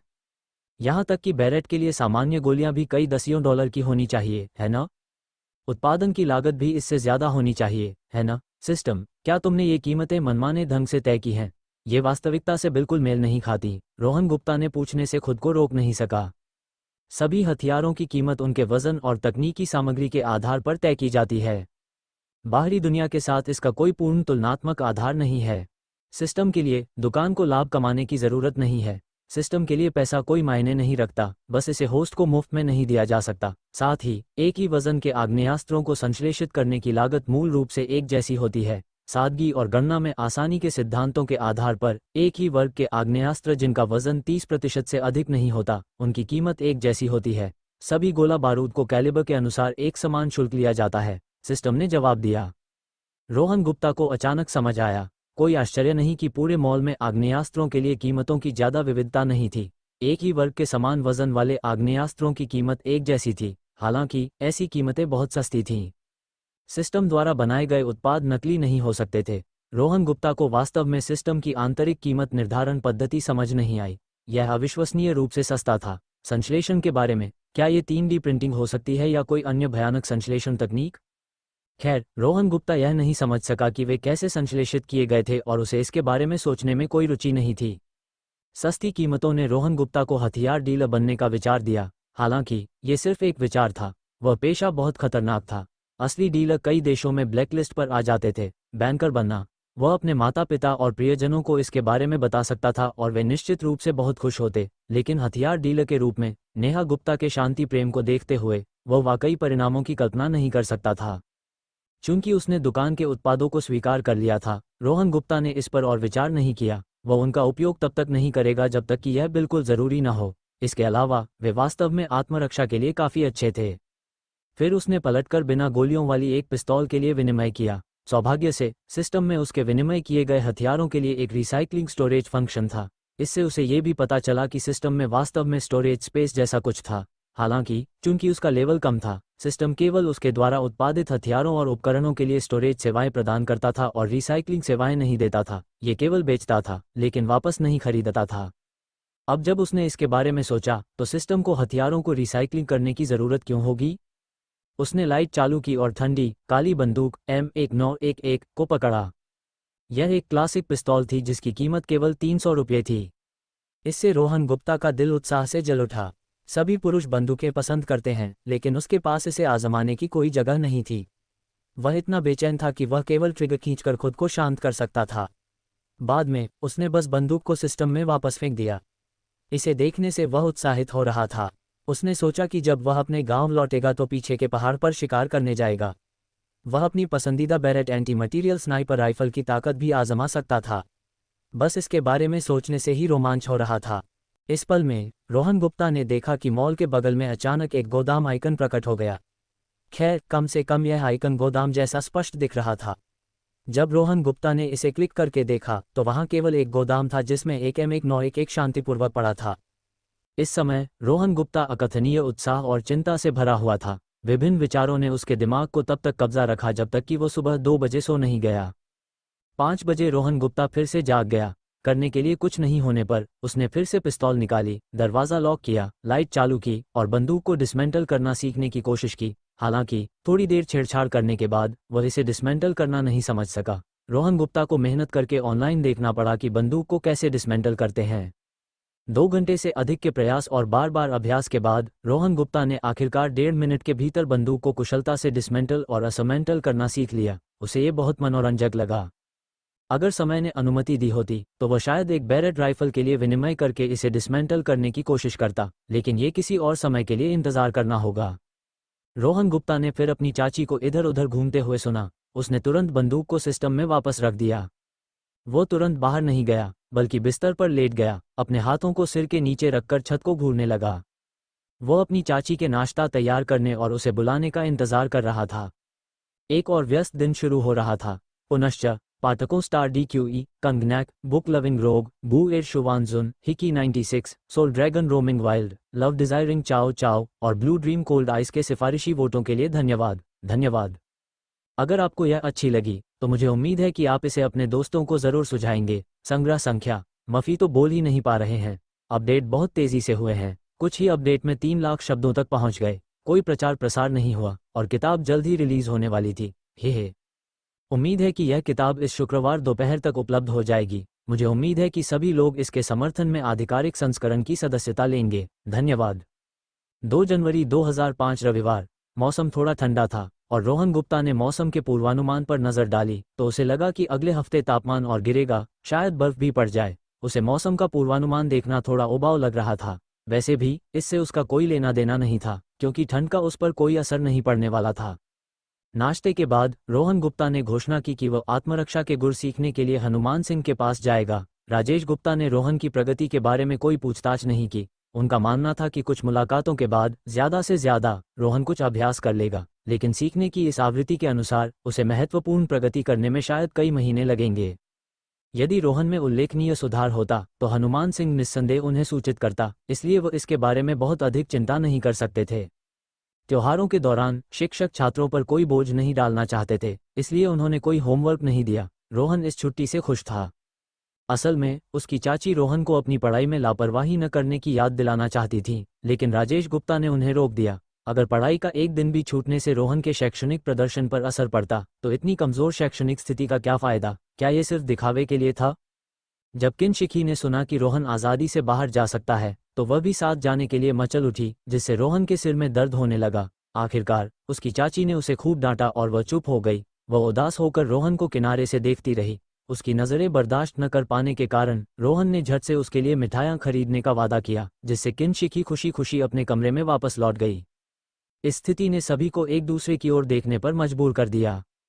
भोजन प्रेमी चचेरी बहन के साथ वे क्या कर सकते थे? उसे और अधिक बिगाड़ो, उसे और अधिक लाड़ प्यार करो। हनुमान सिंह की दुकान जाते हुए रोहन गुप्ता ने सुनील चौहान को फ़ोन किया, जो पिछले महीने सिस्टम द्वारा सुझाया गया एक ग्राहक था, ताकि दोपहर में भुगतान का इंतजाम कर सके। इस बार उसने सुनील चौहान के साथ रात का खाना खाने की योजना नहीं बनाई थी। कुछ खाने के बाद नयापन कम होने लगा था। बेशक अभी के लिए जानकारी की जांच पड़ताल का काम खाने के समय ही करना जरूरी था। आखिरकार उसे इस तरह का काम करने के लिए किसी और को ढूंढना होगा और काम की जगह ऑफिस में बदलनी होगी। हर समय खाते रहना रोहन गुप्ता को परेशान करने लगा था। इस बीच उसने इस महीने के लिए सिस्टम द्वारा सुझाए गए ग्राहक को भी कल दोपहर के लिए एक मीटिंग तय करने के लिए फ़ोन किया। इस बार वह नकदी का इस्तेमाल नहीं करेगा। 10 लाख की नकदी गिनने में काफ़ी समय लगता है और यह अवांछित ध्यान भी आकर्षित करता है। कुछ ही समय में रोहन गुप्ता हनुमान सिंह की दुकान पर पहुंचा। हनुमान सिंह को बाहर न देखकर उसने मान लिया कि वह अंदर ही है। आखिरकार दुकान की चाबियां तो सिर्फ हनुमान सिंह के पास ही थीं। क्या हनुमान अंकल अंदर हैं? रोहन गुप्ता ने चश्मा पहने हुए उस व्यक्ति से लापरवाही से पूछा जो फर्श पर पोंछा लगा रहा था। वह शुरू में सीधे अंदर जाना चाहता था, लेकिन उस व्यक्ति को देखने के बाद बिना अभिवादन किए जाना असभ्य होता। कम से कम इतना सामान्य कुछ तो कहना ही था, जैसे क्या तुमने खाना खाया? यह वाक्यांश काफी सामान्य अभिवादन था। इससे स्थिति अजीब नहीं होती। अरे छोटे रोहन, तुम आ गए। बॉस अंदर है, तुम सीधे अंदर जा सकते हो। चश्मा पहने व्यक्ति ने ऊपर देखा और मुस्कुराया। रोहन गुप्ता कुछ बार आ चुका था और वह जानता था कि रोहन हनुमान सिंह का शिष्य है। वह अपने बॉस की प्रशंसा करता था, जो एक पूर्व स्पेशल फोर्सेस सदस्य था। हालांकि वह पतला था और कठिनाई सहन नहीं कर सकता था, वरना वह भी हनुमान सिंह का शिष्य बनना चाहता था। ठीक है, धन्यवाद। रोहन गुप्ता ने सिर हिलाया और अंदर चला गया। दरवाजे पर पहुंचकर रोहन गुप्ता ने देखा कि हनुमान सिंह ट्रेनिंग रूम की सफाई कर रहा था। ये देखकर कि हनुमान सिंह ने लगभग सफाई पूरी कर ली थी, उसने मदद की पेशकश नहीं की। सिस्टम अपग्रेड के बाद रोहन गुप्ता के शारीरिक गुणों में काफ़ी बदलाव आया था और उसे अपने हाथों में एक खुजली महसूस हो रही थी कि वह किसी के साथ मुकाबला करे और अपनी ताकत आजमाए। आखिरकार वह अब एक अर्ध मार्शल आर्टिस्ट था। उसे अन्य मार्शल आर्टिस्टों के साथ मुकाबला करने की इच्छा में कोई आश्चर्य नहीं था। ये सोचकर कि जल्द ही एक तीव्र मुकाबला होने वाला है और हनुमान सिंह को जो झटका लगेगा, रोहन गुप्ता उत्साहित हो गया और जोर से चिल्लाया, हनुमान अंकल, मैं आ गया। बदबूदार बच्चे, मुझे पता है तुम आ गए हो। चिल्लाने की जरूरत नहीं। हनुमान सिंह ने रोहन गुप्ता की ओर देखा और हंसा। इस युवा लड़के को देखकर, जिसमें अभी भी बचपन की झलक दिख रही थी, हनुमान सिंह फिर से आश्चर्यचकित हुआ। उसने कुछ दिनों तक न देखने के बाद रोहन गुप्ता के व्यवहार में कुछ बदलाव देखे, जिससे वह थोड़ा अधिक परिपक्व और आत्मविश्वासी दिख रहा था। हालांकि उसे नहीं पता था कि इन बदलावों का कारण क्या था। स्वाभाविक रूप से उसे नहीं पता था कि रोहन गुप्ता ने पिछले दिन क्या अनुभव किया। सिस्टम में नई खुली यूरो सुविधा और इसके बाद यूरो और डॉलर के बीच आर्बिट्रेज का अवसर रोहन गुप्ता को रोमांचित कर गया था। हालांकि सिस्टम मॉल के हथियारों की संभावना ने उसे 9वें आसमान से जमीन पर ला दिया था। ये केवल सिस्टम के स्पष्टीकरण के बाद ही था कि रोहन गुप्ता ने धीरे धीरे इस तथ्य को स्वीकार किया। परीक्षाएं और कठिनाइयां ही विकास में सबसे महत्वपूर्ण योगदान देती थीं। 2 नई सुविधाओं ने रोहन गुप्ता की वित्तीय और शारीरिक ताकत को बढ़ाया। पैसा और बंदूकें ऐसी चीजें थीं जो लोगों को सुरक्षित महसूस करा सकती थीं, लेकिन रोहन गुप्ता इस मानसिक बदलाव को महसूस नहीं कर सका। हनुमान अंकल को देखकर क्या मैं उत्साहित नहीं हुआ? तो हम आज क्या सीख रहे हैं? रोहन गुप्ता ने शर्मिंदगी से पूछा। आज मैं तुम्हें कुछ कुंग फू फॉर्म्स सिखाऊंगा जो मैंने मिशनों के दौरान या सेना में अपने साथियों से सीखे हैं। मुझे इन मार्शल आर्ट स्कूलों के मूल दर्शन के बारे में ज्यादा जानकारी नहीं है और मुझे केवल कुछ मूव्स पता हैं, वो भी बहुत पूर्ण नहीं। आखिरकार कई मूव्स वास्तविक युद्ध में अव्यवहारिक हैं, उनका उपयोग करना विनाशकारी हो सकता है, इसलिए मैंने बेकार मूव्स को याद रखने की जहमत नहीं उठाई। हालांकि बचे हुए मूव्स तुम्हारे लिए पर्याप्त से ज्यादा हैं। हालांकि कुछ कुंग फू मूव्स थोड़े दिखावटी हो सकते हैं, पर्याप्त अभ्यास और अनुकूलन के साथ वे काफ़ी नुकसान पहुंचा सकते हैं। लेकिन पहले मुझे ये जांचना होगा कि तुम्हारे कौशल में कोई कमी तो नहीं आई, हनुमान सिंह ने धीरे धीरे कहा। बिल्कुल नहीं, मैं इस दौरान अभ्यास करता रहा हूँ, रोहन गुप्ता ने दृढ़ विश्वास के साथ घोषणा की। वह झूठ बोलते समय चेहरा निष्प्रभावी रखने में और निपुण हो रहा था। बेशक वह ये स्वीकार नहीं करता कि उसने जाने के बाद एक बार भी अभ्यास नहीं किया। हालांकि उसकी मांसपेशियों की स्मृति के कारण भले ही वह लंबे समय तक प्रशिक्षण न करे, उसमें कमी नहीं आएगी। इसके अलावा अपग्रेड के बाद वह मूव्स को और अधिक फुर्ती से निष्पादित कर सकता था। ये कहना कि वह पहले से काफ़ी मजबूत था अतिशयोक्ति नहीं होगी। ठीक है, हम इसे पिछले बार की तरह करेंगे, मैं पीछे नहीं हटूंगा। हनुमान सिंह ने सिर हिलाया, इस बात पर ध्यान नहीं दिया कि रोहन गुप्ता ने झूठ बोला या नहीं, वो मुकाबले के दौरान पता लगा लेगा। इस बिंदु पर उसे थोड़ी शर्मिंदगी महसूस हुई। वह एक स्पेशल फोर्सेस सैनिक था जिसे देश ने प्रशिक्षित किया था। उसने अपनी पूरी ताकत लगाई थी और फिर भी वह एक हाई स्कूल छात्र से लगभग हार गया था, बावजूद इसके कि उसने कोई गैरकानूनी मूव्स का उपयोग नहीं किया था। ये सच्चाई थी। हर बार जब वह इसके बारे में सोचता तो वह अपनी क्षमता पर सवाल उठाता। अपनी पिछली सेना इकाई में वह सर्वश्रेष्ठ में से एक था। उसने कई मिशन पूरे किए और कई दुश्मनों को हराया, लेकिन अंत में वो एक बच्चे से लगभग हार गया था। वह यह नकार नहीं सकता था कि आम लोगों में कई छिपी प्रतिभाएं होती हैं, लेकिन अब वह इसे मानता था। कोई समस्या नहीं, रोहन गुप्ता ने उत्साहपूर्वक सहमति दी। वह दिखावा करने के लिए उत्सुक था। उसने पिछले बार की तरह ही ताकत का उपयोग करने की योजना बनाई। पहला, अपने कौशल को निखारने के लिए। दूसरा, हनुमान सिंह को बहुत बुरी तरह हारने न देना। ठीक है, मैं आ रहा हूं, हनुमान सिंह ने घोषणा की, लड़ाई की मुद्रा में खड़े होकर। उसके बोलने के साथ ही एक मुक्का रोहन गुप्ता के सामने आ गया, इससे पहले कि वह प्रतिक्रिया दे पाता। फिर से, निष्पक्षता का क्या हुआ? स्पेशल फोर्सेस की इज्जत कहाँ गई? क्या अब इसकी जरूरत नहीं है? रोहन गुप्ता शांत रहा। हालांकि वह हमले में अपनी पूरी ताकत का उपयोग नहीं कर सकता था, इससे उसकी असामान्य चकमा देने की क्षमता और औसत से अधिक रिफ्लेक्सेस पर कोई असर नहीं पड़ता था। उसकी गतिशील दृष्टि, जो सामान्य लोगों से कहीं बेहतर थी, ने सहज रूप से हनुमान सिंह के मुक्के की गति को समझ लिया। रोहन गुप्ता के लिए हनुमान सिंह का मुक्का, जो दूसरों को बहुत तेज लगता था, बिल्कुल तेज नहीं था। बेशक वह जानता था कि हनुमान सिंह अपने पहले मुक्के में पूरी ताकत नहीं लगा रहा था। रोहन गुप्ता ने अनुमान लगाया कि हनुमान सिंह शायद धीरे धीरे अपनी ताकत बढ़ाना चाहता था। रोहन गुप्ता ने आराम से एक तरफ हटकर मुक्के को आसानी से चकमा दे दिया। ये देखकर कि रोहन गुप्ता ने उसके अप्रत्याशित हमले को आसानी से चकमा दे दिया, हनुमान सिंह को आश्चर्य नहीं हुआ। वह जानता था कि उसने पूरी ताकत नहीं लगाई थी और यह सामान्य था कि रोहन चकमा दे देगा। जैसे ही यह विचार उसके दिमाग में आया, हनुमान सिंह ने अपनी टांग उठाई और उस दिशा में पूरी ताकत से एक लात मारी जिधर रोहन गुप्ता जा रहा था। रोहन गुप्ता के होठों पर एक मुस्कान उभरी। अब यह एक लड़ाई की तरह लगने लगा है। एक पल में रोहन गुप्ता ने सहज रूप से अपना दायां हाथ उठाकर हनुमान सिंह के प्रहार को रोका। हनुमान सिंह की टांग को बहुत मजबूत रक्षा से चोटिल होने से बचाने के लिए रोहन गुप्ता ने जानबूझकर अपनी कुछ ताकत वापस ले ली। उसके बाद हनुमान सिंह के हमलों की तीव्रता और गति बढ़ गई। हालांकि रोहन गुप्ता की राक्षसी इंद्रियों और गति के सामने वे सब व्यर्थ थे। रोहन गुप्ता हमेशा रक्षात्मक नहीं रह सकता था, वह कछुआ नहीं था। इस बिंदु पर रोहन गुप्ता ने भी हमला शुरू कर दिया। उसने तुरंत हनुमान सिंह पर हावी नहीं हुआ। जल्दी नहीं, बस धीरे धीरे गति बढ़ाओ। इस तरह शुरू में हनुमान सिंह अभी भी रोहन गुप्ता की पूरी ताकत का मुकाबला कर सकता था, लेकिन जैसे जैसे रोहन गुप्ता की गति बढ़ी, हनुमान सिंह घबरा गया। 10 मिनट से भी कम समय में हनुमान सिंह पूरी तरह से रक्षात्मक हो गया, क्योंकि अब उसके पास हमला करने का समय नहीं था। उसके कोई भी हमले रोहन गुप्ता को नहीं मार सकते थे। उसे न मार पाना एक बात थी, लेकिन हर बार जब वह हमला करता, उसे रोहन गुप्ता से एक जोरदार प्रहार मिलता। इस बिंदु पर रोहन गुप्ता को पता था कि अब लड़ाई खत्म करने का समय है। इस स्थिति और इस गति में चाहे हनुमान सिंह के पास कोई भी घातक मूव्स या अनूठी लड़ाई तकनीकें हों, वे बेकार थीं।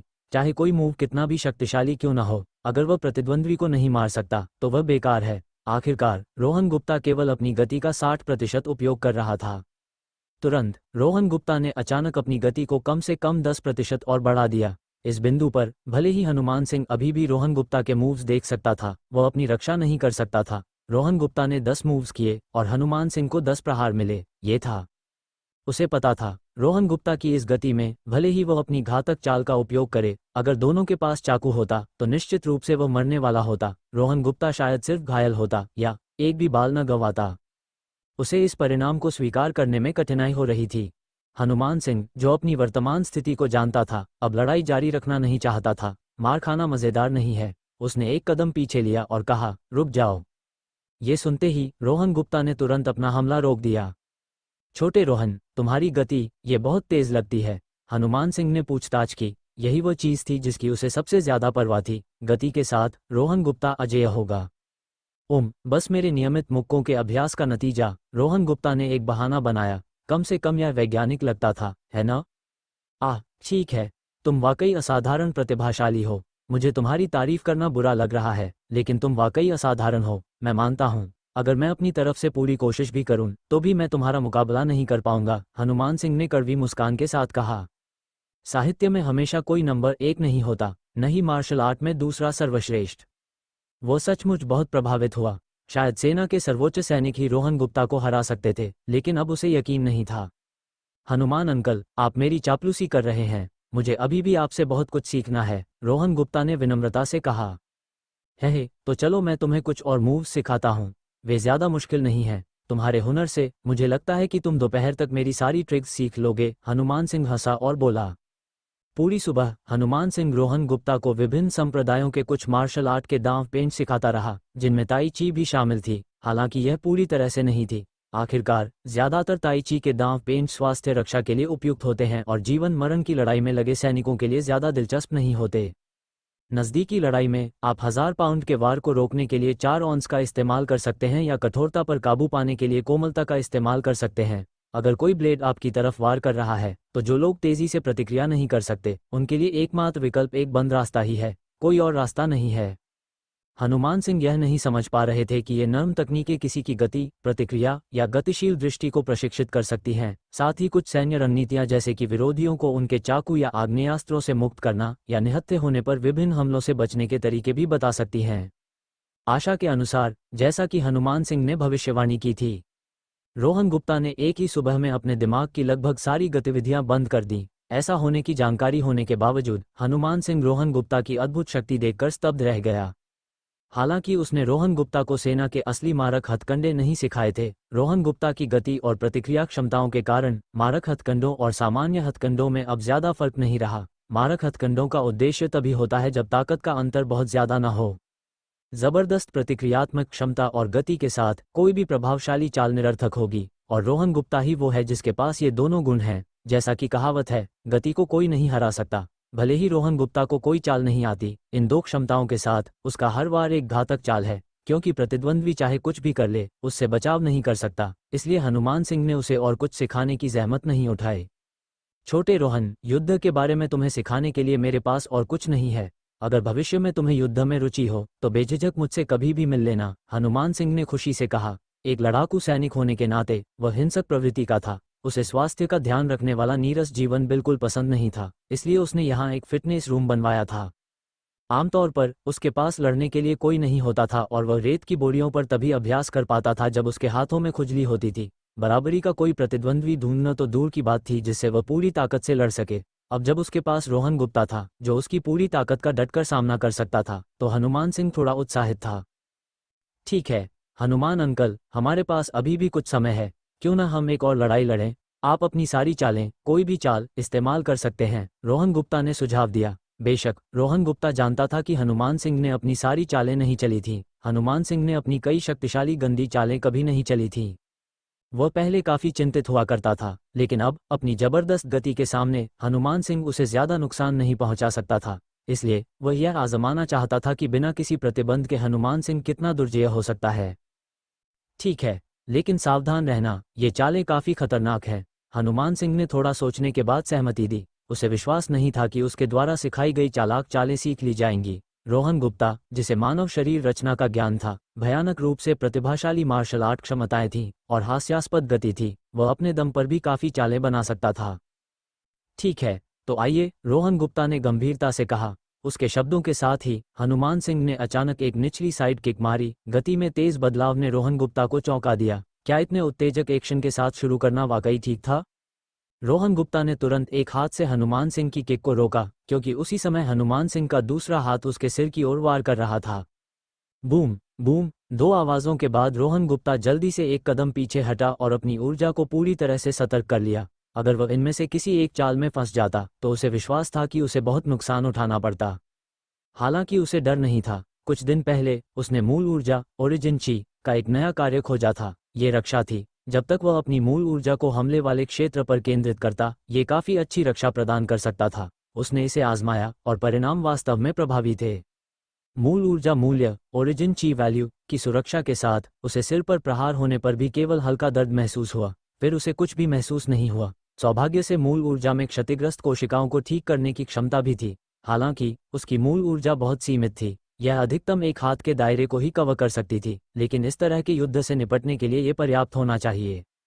हालांकि मूल ऊर्जा की वर्तमान रक्षात्मक शक्ति बहुत ज्यादा शक्तिशाली नहीं थी। अगर उसके खिलाफ चाकू निकाला जाता तो वो अभी भी घायल हो सकता था।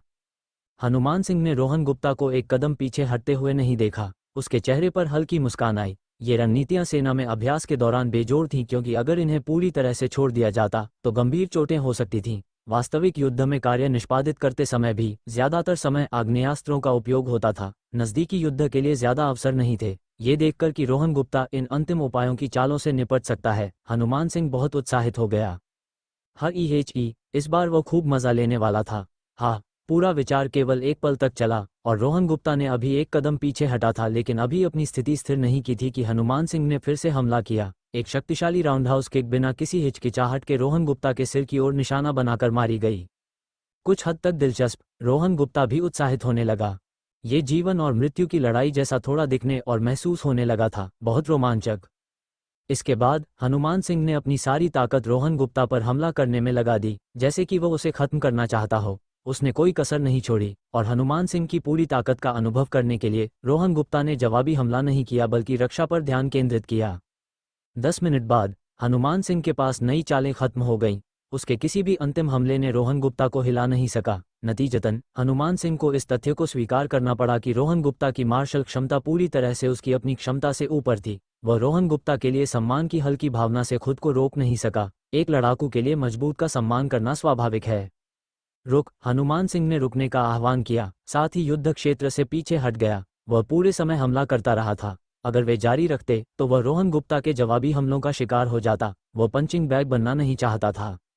रोहन गुप्ता ने अपने कदम रोके और हनुमान सिंह को हैरानी से देखा। उसकी आंखों का भाव जैसे कह रहा था, रुकने का आह्वान क्यों किया?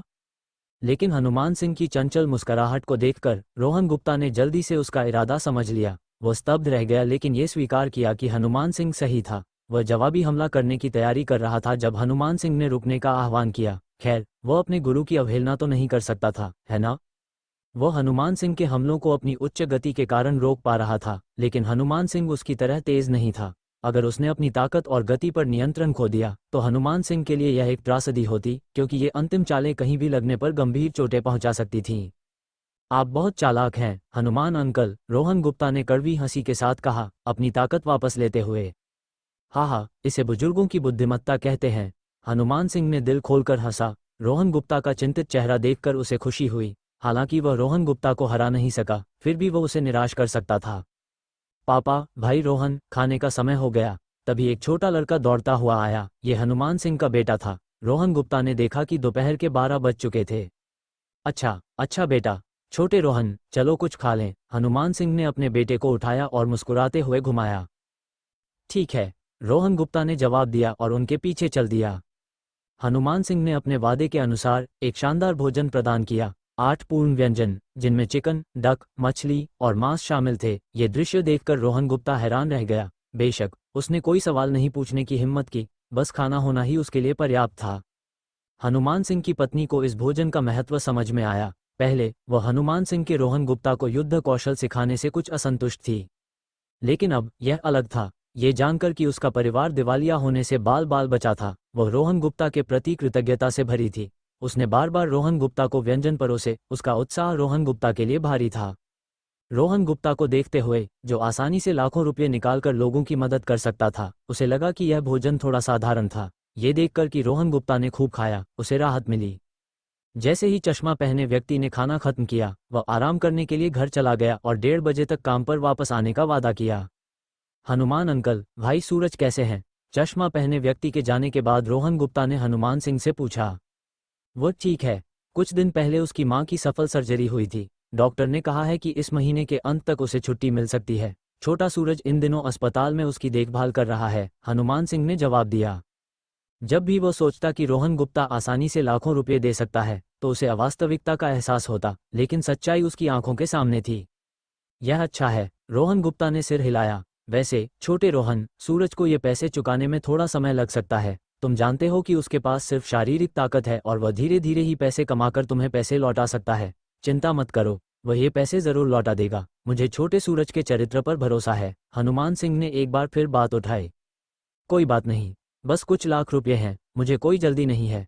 हनुमान अंकल, क्या आप जानते हैं कि भाई सूरज किस तरह की नौकरी ढूंढने की योजना बना रहे हैं? रोहन गुप्ता ने फिर पूछा। रोहन गुप्ता की आवाज़ सुनकर हनुमान सिंह की पत्नी ने अपना मुंह ढक लिया। उसकी आंखें सदमे से गोल हो गईं। कोई कुछ लाख रुपये के बारे में इतना उदासीन हो, वह कितना अमीर होगा? हनुमान सिंह ने रोहन की बातें सुनकर तुरंत उसका मतलब समझ लिया और आश्चर्य से पूछा, क्या आप छोटे सूरज को नौकरी देने की योजना बना रहे हैं? मैं वास्तव में इस बारे में सोच रहा हूँ। रोहन गुप्ता ने स्वीकृति में सिर हिलाया। तुम, ठीक है, मैं उसे बुलाता हूँ और तुम उससे बात कर सकते हो। हनुमान सिंह ने अपनी बात बीच में ही रोक दी। वह ये पूछना चाहता था कि यह किस प्रकार की नौकरी है। हालांकि इसमें रोहन गुप्ता की निजता का मामला शामिल हो सकता था, जिससे रोहन को लग सकता था कि उसे उस पर भरोसा नहीं है। उसने अभी इस मामले में दखल न देने का फैसला किया और पहले सूरज चौहान को बुलाया। वो बाहर से स्थिति पर नजर रखेंगे। वर्तमान जटिल स्थिति को देखते हुए, ये देखते हुए कि सूरज चौहान पर रोहन गुप्ता के लिए बहुत बड़ा एहसान था, भले ही काम में कानून के विरुद्ध खतरे या गतिविधियां शामिल हों, हनुमान सिंह ने अनुमान लगाया कि सूरज चौहान मना नहीं करेगा। सांस, ये वास्तव में उस हाथ से बंधे होने की दुविधा थी जो आपको खिलाता है, और उस मुंह के प्रति नर्म स्थान होना जो आपको खिलाता है। हनुमान सिंह ने मन ही मन आह भरी। वह केवल यही आशा कर सकता था कि रोहन गुप्ता सूरज चौहान को कोई नुकसान न पहुंचाए, वरना वह भी कुछ खास नहीं कर पाता। सूरज चौहान के चरित्र को देखते हुए, इतना बड़ा उपकार पाकर, बशर्ते कि इससे उसकी अपनी प्रतिष्ठा को ठेस न पहुंचे, उसे पता था कि सूरज चौहान जरूर यह काम स्वीकार कर लेगा। क्या हमें उसे अभी बुला लेना चाहिए? उसकी मां की अभी अभी सर्जरी हुई है, रोहन गुप्ता ने भौहें चढ़ाते हुए कहा। यद्यपि तार्किक दृष्टिकोण से डॉक्टरों और नर्सों दोनों की उपस्थिति के कारण सूरज चौहान के यहाँ आने से कोई प्रभाव नहीं पड़ता, फिर भी उसकी मां सर्जरी के बाद कुछ समय के लिए अकेले रहना कैसे सहन कर सकती थी? लेकिन भावनात्मक रूप से उनकी मां अभी अभी अपनी बीमारी से उबरी थीं। ये भी सही है कि उसे हर समय अपने बेटे की जरूरत होती है। रोहन गुप्ता एक पल के लिए ये समझ ही नहीं पाया कि कौन सी सोच सही है और कौन सी गलत, दोनों के पीछे ठोस कारण थे। कोई बात नहीं, वहाँ डॉक्टर उनकी देखभाल कर रहे हैं और समर्पित नर्सें हर समय उनके साथ रहती हैं। वहाँ एक टीवी भी है, उनकी माँ तब तक संतुष्ट रहेंगी जब तक वे मराठी नाटक देख सकती हैं। हनुमान सिंह ने मुस्कुराते हुए कहा। वो रोहन गुप्ता की तरह स्थिति के बारे में इतनी जटिल सोच नहीं रहा था। अपनी बात पूरी करते ही हनुमान सिंह ने तुरंत सूरज चौहान को उनके सामने बुलाया। जैसे ही सूरज चौहान को पता चला कि रोहन गुप्ता यहाँ उसका इंतजार कर रहा है, वो तुरंत दौड़कर वहां पहुंच गया। 15 मिनट के भीतर सूरज चौहान दुकान पर पहुंचे। इस समय सूरज चौहान अभी भी वही कपड़े पहने हुए थे। हालांकि रोहन गुप्ता ने उन्हें साफ सुथरे कपड़े पहनने को कहा था, लेकिन सूरज चौहान स्पष्ट रूप से बहुत किफ़ायती थे और उन्होंने नए कपड़े नहीं खरीदे। उन्होंने बस जो कपड़े थे उन्हें धोकर अपने बालों को एक साफ सुथरा छोटा सा स्टाइल दे दिया। इस समय रोहन गुप्ता और बाकी लोगों ने खाना खत्म नहीं किया था। हनुमान सिंह बियर पी रहा था, रोहन गुप्ता कोई शीतल पेय पी रहा था। अपनी वर्तमान जिंदगी में उसे डूबने की कोई चिंता नहीं थी और ज़रूरी मौक़ों के अलावा उसे सिगरेट या शराब पीकर रोमांच तलाशना पसंद नहीं था। सबसे महत्वपूर्ण बात थी, क्या पुनर्जन्म से ज़्यादा रोमांचक कुछ और हो सकता था? हनुमान भाई, भाभी, सूरज चौहान ने हनुमान सिंह और उनकी पत्नी को अभिवादन करने के बाद रोहन गुप्ता से पूरी ईमानदारी के साथ कहा, छोटे रोहन, धन्यवाद। सूरज चौहान को अब देखकर उनके सक्षम व्यवहार के साथ उनकी जीवंतता और आत्मा पिछले बार की मुलाकात से पूरी तरह अलग थी और रोहन गुप्ता प्रशंसा महसूस किए बिना नहीं रह सका। वह वास्तव में एक सैनिक था जिसे देश ने प्रशिक्षित किया था। उनकी समग्र गुणवत्ता वाकई बहुत अच्छी थी, खासकर सूरज चौहान से निकलने वाली हल्की हत्या की भावना। हनुमान सिंह के साथ कई लड़ाइयों और परिचितता के माध्यम से रोहन गुप्ता की इस हत्या की आभा की पहचान, उनकी इसकी समझ तेज होती जा रही थी। उन्हें ये भी समझ में आया कि यह किसी प्रकार की आभा से बहुत दूर थी, बल्कि जीवन के समग्र दृष्टिकोण से स्वाभाविक रूप से निकलने वाली एक भावना थी जो ऊंची होने के बाद प्रकट होती थी। जैसे एक सामूहिक हत्यारा, उनकी नज़रों में एक जीवित व्यक्ति और एक मृत व्यक्ति में ज्यादा अंतर नहीं था, सिवाय इसके कि एक हिल सकता था और दूसरा नहीं। विवरण उनकी आंखों में जीवन के प्रति उदासीनता और उनके चेहरों पर जीवन के दृष्टिकोण के उन्नयन में परिलक्षित होता था। सूरज भाई, बैठो, ये तो बस एक छोटा सा उपकार था। तुम्हारी माँ की सेहत अब कैसी है? रोहन गुप्ता ने अपने बगल की खाली सीट की ओर इशारा किया और हंसा। इस बिंदु पर हनुमान सिंह की पत्नी ने पहले से ही कटोरी और चम्मच का एक नया सेट तैयार कर लिया था। इसे उस जगह रखा जहां चश्मा पहने व्यक्ति बैठा था और सूरज चौहान को एक बियर दी। वो बहुत अच्छी तरह से ठीक हो रही हैं। कुछ दिन पहले उनकी सर्जरी हुई थी और यह बहुत सफल रही। डॉक्टर ने कहा कि वो इस महीने के अंत तक छुट्टी पा सकती हैं। सूरज चौहान ने बैठते हुए कहा, यह अच्छा है। क्या तुम्हें कोई कठिनाई हुई? रोहन गुप्ता ने सिर हिलाया और कहा, बिल्कुल नहीं, बहुत बहुत धन्यवाद, सचमुच। सूरज चौहान ने एक बार फिर धन्यवाद दिया। धन्यवाद कहना बंद करो। अगर तुम फिर से धन्यवाद कहोगे तो मैं नाराज हो जाऊंगा। वैसे सूरज भाई, तुम्हारे भविष्य की योजनाएं क्या हैं? रोहन गुप्ता ने फिर पूछा। मैं शहर में नौकरी ढूंढने की योजना बना रहा हूं ताकि ठीक से पैसे कमा सकूं। गांव में ज्यादा पैसे कमाने का मौका नहीं है। जब समय आएगा मैं अपनी मां को यहां देखभाल के लिए छोड़ दूंगा, सूरज चौहान ने कहा। लाखों रुपये के कर्ज के बारे में सोचते हुए सूरज चौहान को भयंकर सिरदर्द महसूस हुआ। बेशक उसे इसका कोई पछतावा नहीं था। अपने एकमात्र रिश्तेदार के लिए वह और भी ज्यादा कर्ज लेने को तैयार था। गांव में वापस जाना अभी के लिए बिल्कुल संभव नहीं था। कस्बे में भी ज्यादा अवसर नहीं थे और वेतन हास्यास्पद रूप से कम था, इसलिए वो शहर में अपनी किस्मत आजमाने की कोशिश कर सकता था। ऐसे में मेरे पास एक नौकरी है, मुझे नहीं पता कि तुम इसे आजमाना चाहोगे। रोहन गुप्ता ने लापरवाही से अपनी मंशा जाहिर की। मैं करूंगा, तुम जो भी काम कहोगे मैं करूंगा, सूरज चौहान ने बिना सोचे समझे कहा। अरे सूरज भाई, क्या तुम्हें डर नहीं कि मैं बुरा आदमी हूं? रोहन गुप्ता सूरज चौहान की सीधी सादगी से हैरान था। उसने बिना कोई सवाल पूछे सहमति दे दी। मुझे तुम पर भरोसा है, सूरज चौहान ने रोहन गुप्ता को देखकर गंभीरता से कहा। यह उनके दिल की सच्ची भावनाएं थीं। अक्सर कोई व्यक्ति कितना भी अच्छा छिपाए, वह कुछ लोगों को धोखा नहीं दे सकता, और सूरज चौहान के पास ऐसी क्षमता थी। इस तरह के लोग इस बात की परवाह नहीं करते कि तुमने क्या किया या क्या कहा। भले ही तुम एक वाक्पटु वक्ता हो या एक असाधारण अभिनेता, वे एक नज़र में व्यक्ति का सार देख सकते हैं। वे अपनी जन्मजात भावनाओं पर भरोसा करते हैं, और सूरज चौहान को अपनी अंतर्ज्ञान पर पूर्ण विश्वास था। उसने अपने जीवन में कभी किसी को गलत नहीं समझा और उसने कभी अपने इस उपहार को किसी के साथ साझा नहीं किया। उसे वास्तव में विश्वास था कि रोहन गुप्ता बुरा इंसान नहीं है। हनुमान सिंह भी सूरज चौहान के भरोसे से हैरान था। वह सूरज चौहान की चरित्र को समझने की क्षमता के बारे में नहीं जानता था। वह केवल इतना जानता था कि सूरज चौहान के शब्द सिर्फ कृतज्ञता का कर्ज चुकाने के बारे में नहीं थे, यह वास्तविक भरोसा था। लेकिन वह समझ नहीं पाया कि यह भरोसा कहाँ से आया। ठीक है, मुझे वास्तव में एक बॉडीगार्ड और ड्राइवर की ज़रूरत है, रोहन गुप्ता ने संतुष्टि के साथ कहा। मान्यता और भरोसा महसूस करना उनके लिए बहुत संतोषजनक था और वह गर्व से फूल नहीं समा रहा था। ड्राइवर, सूरज चौहान ने हैरानी से कहा। उसे इसकी उम्मीद नहीं थी। उसने सोचा था कि रोहन गुप्ता उसे नौकरी ढूंढने में मदद करना चाहता है, न कि रोहन गुप्ता का ड्राइवर बनना। रोहन गुप्ता जैसे छात्र को ड्राइवर की क्या ज़रूरत? इसके अलावा रोहन गुप्ता के पास कार भी नहीं थी। ऐसा नहीं था कि उसे विश्वास नहीं था कि रोहन गुप्ता कार खरीद सकता है, वो बस तार जोड़ने में संघर्ष कर रहा था। बॉडीगार्ड, हनुमान सिंह ने आश्चर्य से कहा। रोहन गुप्ता को अपनी मौजूदा क्षमताओं को देखते हुए बॉडीगार्ड की ज़रूरत होने की चिंता थी। इतनी असाधारण मार्शल क्षमता के साथ ये तर्कसंगत होगा कि उसे और सूरज चौहान दोनों को मिलकर रोहन गुप्ता का मुकाबला करना पड़े। हाँ, तुम जानते हो मेरे पैसे घर से नहीं आए, मैंने खुद कमाए हैं। मैंने एक कंपनी खोली है, तुम वहाँ से शुरू कर सकते हो। सामान्य तौर पर ज़्यादा काम नहीं होगा। अगर कुछ महत्वपूर्ण हो तो मैं तुम्हें ढूंढ लूंगा। रोहन गुप्ता ने अपनी कुछ जानकारी का खुलासा किया। मैं स्वीकार करता हूँ, धन्यवाद छोटे रोहन। ओह नहीं, बॉस रोहन, सूरज चौहान ने कहा। नौकरी वैध थी और उसे ये पसंद थी। इसके अलावा वह रोहन गुप्ता की रक्षा करने के लिए खुश था। उसने सोचा कि उसे हर कीमत पर रोहन गुप्ता को नुकसान से बचाना होगा। हालांकि अगर उसे रोहन गुप्ता की वास्तविक क्षमता का पता होता तो शायद वह इतना उत्साही नहीं होता। उस समय ये पता नहीं होता कि किसे किसकी रक्षा करनी होगी। हाँ, बॉस, क्या मुझे बस छोटे रोहन कहो। बॉस कहने से हम दूर लगते हैं। रोहन गुप्ता ने दिल खोलकर हंसा। आखिरकार उसे कोई ऐसा मिला जिसे भविष्य का विश्वास पात्र माना जा सकता था। वो थोड़ा उत्साहित महसूस कर रहा था। जैसे लियू कियांग के पास गंगजी और मनकी थे, आखिरकार उसके पास भी एक बॉडीगार्ड था। ठीक है, सूरज चौहान ने सहमति दी। चूंकि रोहन गुप्ता ने दूर होने पर आपत्ति जताई थी, वो इस बिंदु पर बहस नहीं करेगा। लेकिन उचित सम्मान होना जरूरी था। अब उसे छोटे रोहन कहना एक व्यक्तिगत स्तर पर था। एक बार जब वह रोहन गुप्ता के लिए काम शुरू कर देगा तो उसे लगातार छोटे रोहन कहना अनुचित होगा। हालांकि बाद में वे उसे संबोधित करने का तरीका बदल सकते थे।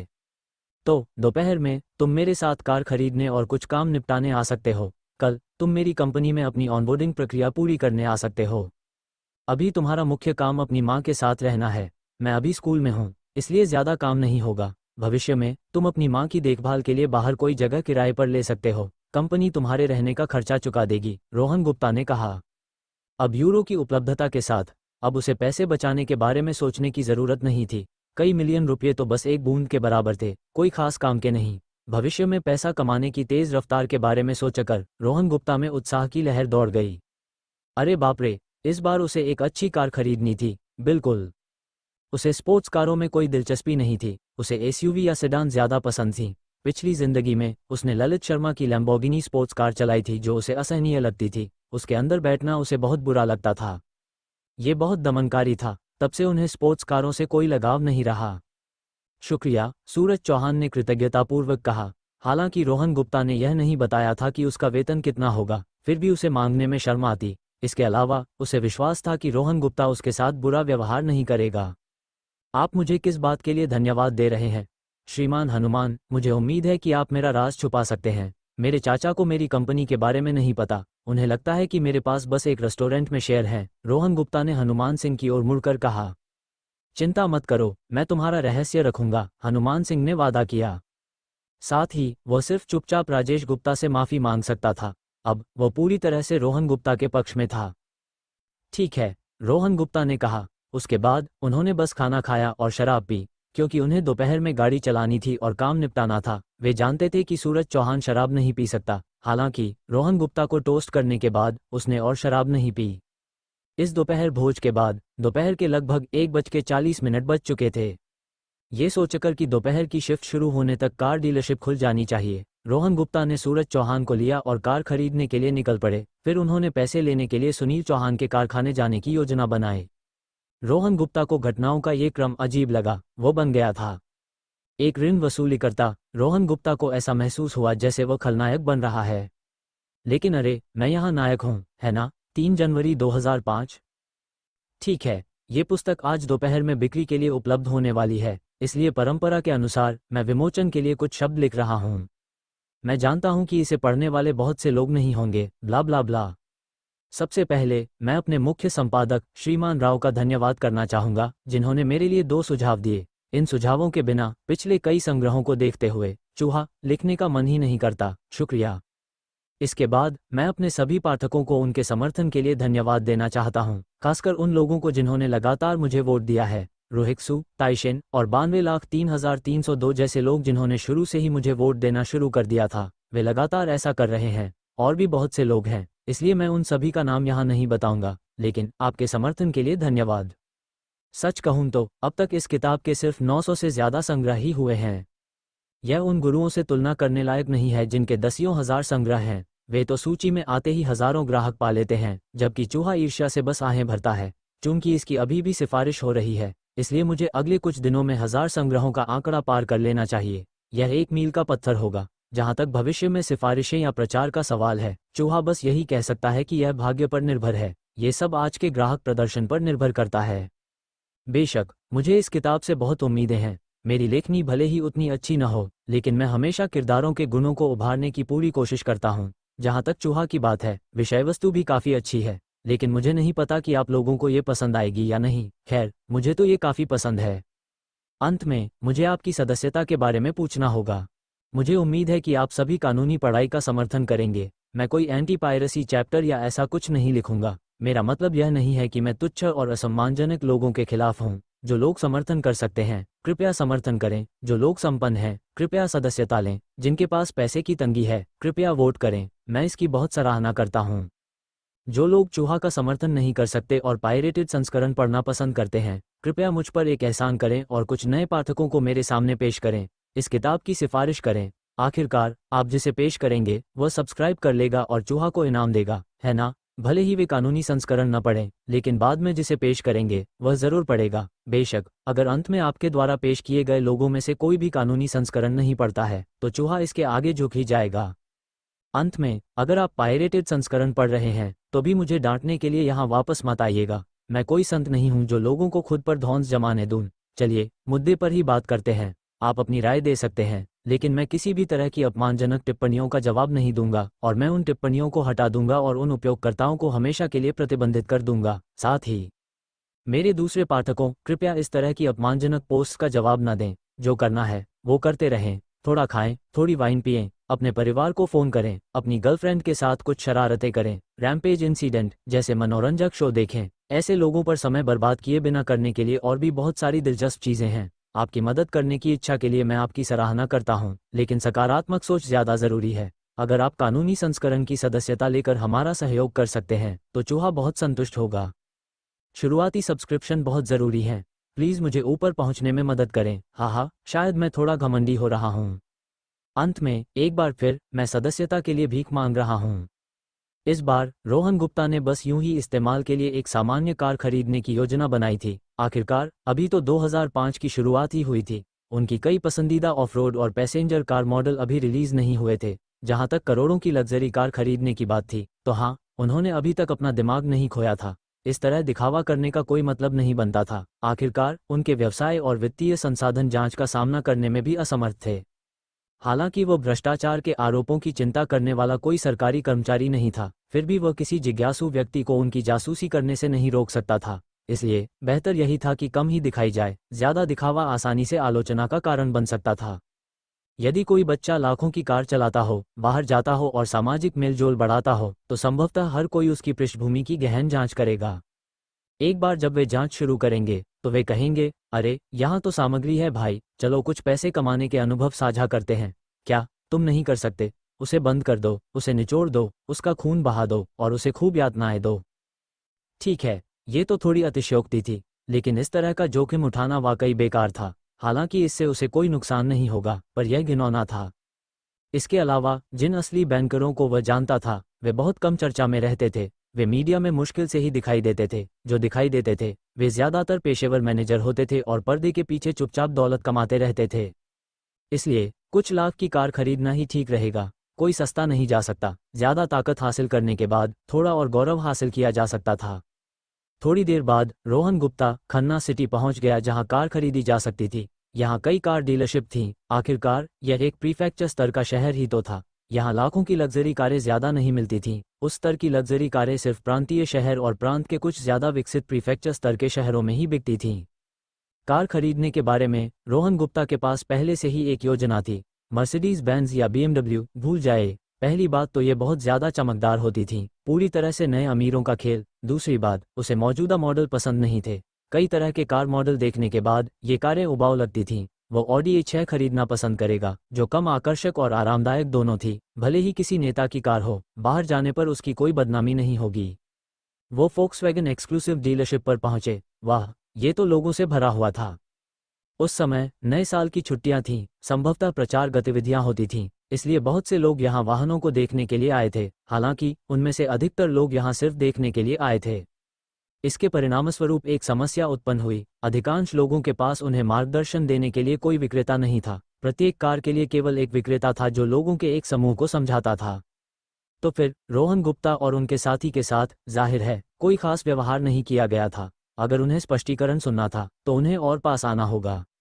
रोहन गुप्ता और उनके साथी कुछ देर तक हॉल में घूमते रहे। हाँ, उन्हें ऐसा लग रहा था जैसे वे मुंबई में एक लग्जरी कार शो देख रहे हों। अगर आप न पूछें तो कोई परवाह नहीं करता। ठीक है, बस खुद ही देख लो। रोहन गुप्ता और क्या कह सकते थे? रोहन गुप्ता सूरज चौहान के साथ अंदर घूमे। उन्होंने इधर उधर बेतरतीब ढंग से नहीं देखा क्योंकि बाकी कारें वास्तव में प्रभावशाली नहीं थीं। उनकी नज़र में यहाँ सिर्फ ऑडी A6 ही अच्छी लग रही थी। ऑडी A6 के पास खड़े होकर रोहन गुप्ता ने संतुष्टि से सिर हिलाया। बुरा नहीं, क्लासिक्स हमेशा श्रेणी के आइटम होते हैं। अफसोस, उनकी सबसे पसंदीदा BMW X6 और मर्सिडीज बेंज S सीरीज के कई मॉडल उपलब्ध नहीं थे। रेंज रोवर और कैडिलैक XT5 तो बिल्कुल भी नहीं थे। इसलिए अभी A6 ही एकमात्र आकर्षक कार थी। अब एक महिला विक्रेता एक स्थानीय धनकुबेर को, जो सोने और चांदी के गहनों से सजा हुआ था, जोर शोर से बेचने में लगी थी। इतना चमक रहा था कि पास खड़े रोहन गुप्ता इसे बर्दाश्त नहीं कर सके। उन्होंने मन ही मन आह भरी, सोचते हुए कि यह पैसे की ताकत थी। बेशक वह वास्तव में उसका तिरस्कार नहीं कर सकते थे। उनका मानना था कि कोई भी पैसा कमाने वाला काम सम्मान के लायक है, बशर्ते वह डकैती, चोरी, नशीली दवाओं की तस्करी जैसा कुछ गलत न हो। ऊंच नीच में कोई अंतर नहीं है, बस अलग अलग पेशे हैं जो अलग अलग प्रकार के लोगों की सेवा करते हैं। इसके अलावा शर्म छोड़कर पैसा कमाने में क्या गलत है? ये तो प्रेरणादायक है ना? बिना कुछ खोए आप क्या हासिल कर सकते हैं?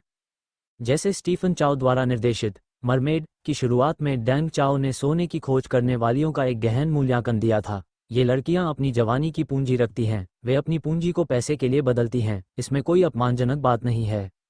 वे लड़कियां अपनी गरिमा और विनम्रता की परवाह नहीं करती, हंसी और बातचीत के साथ किसी का साथ देती हैं, खुद को फायदा उठाने देती हैं। क्या वे वास्तव में ऐसा चाहती हैं? कितनी महिलाएं इस तरह की चीज करने को तैयार हैं, या वे बस जिंदगी से मजबूर हैं? ये तो बस एक सामान्य विनिमय है, ठीक है।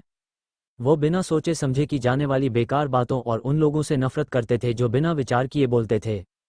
हर नौकरी का सम्मान करें, दूसरों के श्रम का सम्मान करें, उनके प्रयासों और पीछे की कड़वाहट के बारे में ज्यादा सोचें, खुद को उनकी जगह पर रखें, दयालुता को बढ़ावा दें। हेलो, क्या मैं इस कार में बैठकर आजमा सकता हूँ? रोहन गुप्ता ने आगे बढ़कर विक्रेता से मुस्कुराते हुए पूछा। अपनी पिछली जिंदगी में उन्होंने भी एक A6 चलाई थी। उनके पिछले बॉस के पास, जो एक उत्पाद कंपनी में थे, ये कार थी। ललित शर्मा के कार उत्साही होने के कारण रोहन गुप्ता को अपनी पसंद की कारें चलाने का मौका मिला था। लैम्बोर्गिनी ललित शर्मा की केवल एक स्पोर्ट्स कार थी। उनके पास एक पोर्श और एक R8 भी थी, लेकिन रोहन गुप्ता को उन्हें चलाने की आदत नहीं थी। मुझे खेद है, इस सज्जन ने पहले आकर कोशिश करने की प्राथमिकता ली है। विक्रेता ने रोहन गुप्ता की ओर देखा और उसकी आंखों में तिरस्कार की एक चमक आई। वह वर्तमान में इस स्थानीय धनकुबेर की सेवा कर रही थी, वो कोई रुकावट नहीं चाहती थी। ठीक है, क्या आपके पास ये कार स्टॉक में है? रोहन गुप्ता ने नाक छूते हुए अटपटे ढंग से कहा। वह नाराज नहीं थे। आखिरकार, वास्तव में, स्थानीय धनकुबेर पहले आया था। भले ही विक्रेता ने जो कहा वह सच था या झूठ, उन्हें बहस करने में कोई दिलचस्पी नहीं थी। जब तक उनका स्पष्ट रूप से भेदभाव नहीं किया जा रहा था, वह इसे बर्दाश्त कर सकते थे। अगर उन्हें इस तरह के टकराव में उतरना पड़ता, तो यह निरर्थक होता। उनके पास इतना खाली समय नहीं था कि वे अपना मूड खराब करें, खासकर जब इस तरह के व्यक्ति को हराने से मिलने वाली संतुष्टि अच्छे मूड के नुकसान की भरपाई नहीं करती थी। हम नुकसान में व्यापार नहीं करते। हाँ, हमारे पास है। इस नए साल के प्रचार के लिए हमने हर मॉडल की काफ़ी संख्या तैयार की है। साथ ही, विक्रेता इस बारे में बात शुरू करते ही उत्साहित हो गई और लगातार बोलती चली गई। लेकिन रोहन गुप्ता को उसकी बात सुनने में कोई दिलचस्पी नहीं थी। जब तक कार उपलब्ध थी, बस यही मायने रखता था। अपनी नाराजगी की कमी के बावजूद वह उसे कमीशन देने में भी दिलचस्पी नहीं रखते थे। धन्यवाद बोलने के बाद रोहन गुप्ता रिसेप्शन डेस्क की ओर मुड़ गए। उन्होंने जल्दी से कागजी कार्रवाई पूरी करने के लिए रिसेप्शन पर किसी को ढूंढने की योजना बनाई, क्योंकि उनके पास अभी भी बहुत सारे काम थे। रोहन गुप्ता को अपनी बात पूरी किए बिना मुड़कर जाते देख विक्रेता की आंखों में गुस्से और कुछ तिरस्कार की चमक आई। उसे विश्वास नहीं था कि रोहन गुप्ता जैसे युवा व्यक्ति कार खरीद सकते थे। उसने जल्दी से इस विचार को खारिज कर दिया और स्थानीय धनकुबेर को विस्तृत स्पष्टीकरण देना फिर से शुरू कर दिया। रोहन गुप्ता सूरज चौहान को लेकर रिसेप्शन डेस्क पर पहुंचे। रिसेप्शन डेस्क के बाहर एक आकर्षक व्यक्तित्व वाली महिला खड़ी थी, जो कार डीलरशिप की वर्दी पहने हुए थी और हल्का मेकअप किए हुए थी। वह 20 साल की उम्र की लग रही थी, युवा और खूबसूरत, देखने में काफी आकर्षक। मुख्य बात यह थी कि उसकी कभी कभी थोड़ी अनभिज्ञता वाली अभिव्यक्तियां रोहन गुप्ता को उनकी दूसरी चचेरी बहन की याद दिला रही थीं। वह समय समय पर प्रवेश द्वार की ओर देखती थी और ग्राहकों को उत्पादों का परिचय देने के लिए नहीं आती थी। शुरू में रोहन गुप्ता ने सोचा कि वह किसी का इंतजार कर रही थी, लेकिन ये देखने के बाद कि वह हर आने वाले व्यक्ति को गौर से देख रही थी, उन्हें एहसास हुआ कि वह चुनिंदा रूप से ग्राहकों से संपर्क कर रही थी। एक चतुर महिला, ये रोहन गुप्ता का उसका पहला प्रभाव था। उन्हें इस बात से कोई आपत्ति नहीं थी।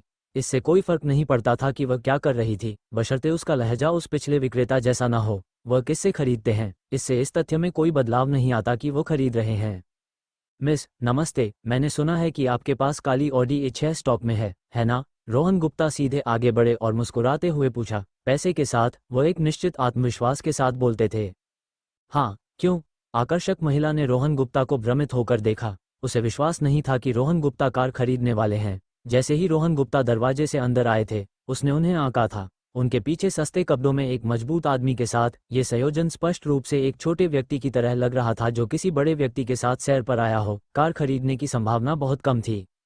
मैं एक ले लूंगा, रोहन गुप्ता ने लापरवाही से मुस्कुराते हुए कहा। आप, अगर मैं पूछ सकती हूँ, तो आपने उस विक्रेता से क्यों नहीं खरीदा? महिला केवल एक पल के लिए हैरान हुई, फिर अपनी शांति हासिल कर ली, लेकिन वह इस सवाल को लेकर ज्यादा चिंतित थी, जिसने रोहन गुप्ता को आश्चर्यचकित कर दिया। इस महिला का सोचने का तरीका कैसे काम करता है?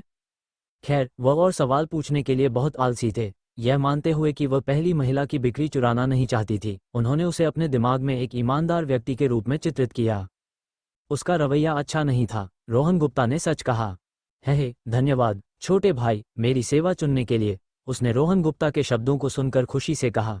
ऐसा वाकई में लगा जैसे वह एक खरगोश का इंतजार कर रही थी। बिना कुछ किए एक ग्राहक सीधे उसके पास आ गया। इससे रिसेप्शन डेस्क पर मौजूद 2 अन्य युवतियां हक्का बक्का रह गईं। उन्होंने पहले उसका मजाक उड़ाया था कि वह वहां इंतजार कर रही थी, लेकिन फिर अचानक एक खरगोश सीधे उसके पास आ गया। मेहनती विक्रेताओं को बहुत जलन हो रही होगी। कोई बात नहीं। वैसे आप ग्राहकों को समझा नहीं रही हैं। आप यहाँ क्यों खड़ी हैं? क्या आप मेरे जैसे भोले भाले मेमने का इंतजार नहीं कर रही थी? रोहन गुप्ता उसे छेड़े बिना नहीं रह सके। वैसे मेरा नाम दीपाली जोशी है, आप मुझे दीदी जिया कह सकते हैं। यहाँ इतने सारे लोग हैं और एक साथ इतने लोगों को बेचने की सफलता की दर कम है, साथ ही यह थकाऊ भी है। अमीर लोग व्यक्तिगत ध्यान पसंद करते हैं, है ना? मैं देखती हूँ कि किसके पास पैसे होने की संभावना है और फिर मैं उनसे संपर्क करती हूँ, दीपाली जोशी ने स्वाभाविक रूप से समझाया। उनकी अभिव्यक्ति जैसे कह रही थी, देखो मैं कितनी चतुर हूँ। ये घमंडी अभिव्यक्ति थोड़ी अनभिज्ञता के साथ रोहन गुप्ता को उनकी बड़ी चचेरी बहन की और भी याद दिला रही थी। हालांकि उन्होंने जो कहा वह घमंडी लग सकता था, लेकिन इतनी स्पष्टता से कहने पर रोहन गुप्ता को असहज नहीं लगा। वास्तव में उन्हें ये काफी दिलचस्प लगा। ओह, मेरा नाम रोहन गुप्ता है दीदी जिया। मैंने कभी नहीं सोचा था कि आप इतनी गणनात्मक होंगी, रोहन गुप्ता ने मजाक किया। हे छोटे भाई रोहन, इसे बुद्धिमत्ता कहते हैं। ठीक है, सफल होने के लिए हर चीज में ढेर सारी ऊर्जा बर्बाद करने की बजाय उच्च सफलता दर वाली चीजें करना ज्यादा प्रभावी है। इसमें क्या गलत है? दीपाली जोशी ने कुछ गर्व के साथ कहा। हालांकि रोहन गुप्ता को उनका लहजा अप्रिय नहीं लगा, इसके बजाय उन्हें ये बहुत वास्तविक लगा। अब जब आपने कहा तो आप सही हैं। छिड़काव और प्रार्थना करना चीजों को करने का अच्छा तरीका नहीं है। ये दर्शाता है कि आपके पास मानक, स्पष्ट लक्ष्य और आत्मविश्वास की कमी है। आप सही हैं दीदी जिया। रोहन गुप्ता ने स्वीकार किया कि वह वास्तव में दीपाली जोशी के शब्दों से सहमत थे। इसका जिक्र मत करो, मुझे चालाक होने का दोष मत दो, यही समझदारी है। अगर तुम्हें कामयाब होना है तो हर काम करने के लिए समय और ऊर्जा कहाँ है? क्या मुख्य बिंदुओं पर ध्यान केंद्रित करना बेहतर नहीं है? और क्या तुम्हें नहीं लगता कि इस तरह से करने में मुझे ज्यादा फायदा है? दीपाली जोशी का चेहरा तुरंत गंभीरता से चंचलता में बदल गया और ऐसा लग रहा था मानो वह पिटाई की मांग कर रही हो। चेहरे बदलने की इतनी तेजी से वह सचमुच रोहन की बड़ी चचेरी बहन को टक्कर दे सकती थी। फायदा? कौन सा फायदा? रोहन गुप्ता ने खेलते हुए पूछा। मैं सुंदर हूँ, दीपाली जोशी ने एक आत्मसंतुष्ट मुस्कान के साथ अपनी भौहें उठाते हुए कहा। दीदी जिया, क्या आप थोड़ी और शालीन नहीं हो सकती? रोहन गुप्ता ने आंखें घुमाई। इस महिला में कुछ हद तक आत्ममुग्धता की प्रवृत्ति थी। हालांकि उन्हें मानना पड़ा कि उनके साथ बातचीत करना वाकई काफी मनोरंजक था। आज की कहानी आपको कैसी लगी? अगर पसंद आई हो तो लाइक जरूर करें और अपने दोस्तों के साथ शेयर करना ना भूलें। ऐसी ही शानदार और दिलचस्प कहानियों के लिए जुड़े रहिए हमारे साथ मिस्टिक स्टोरी हब चैनल पर।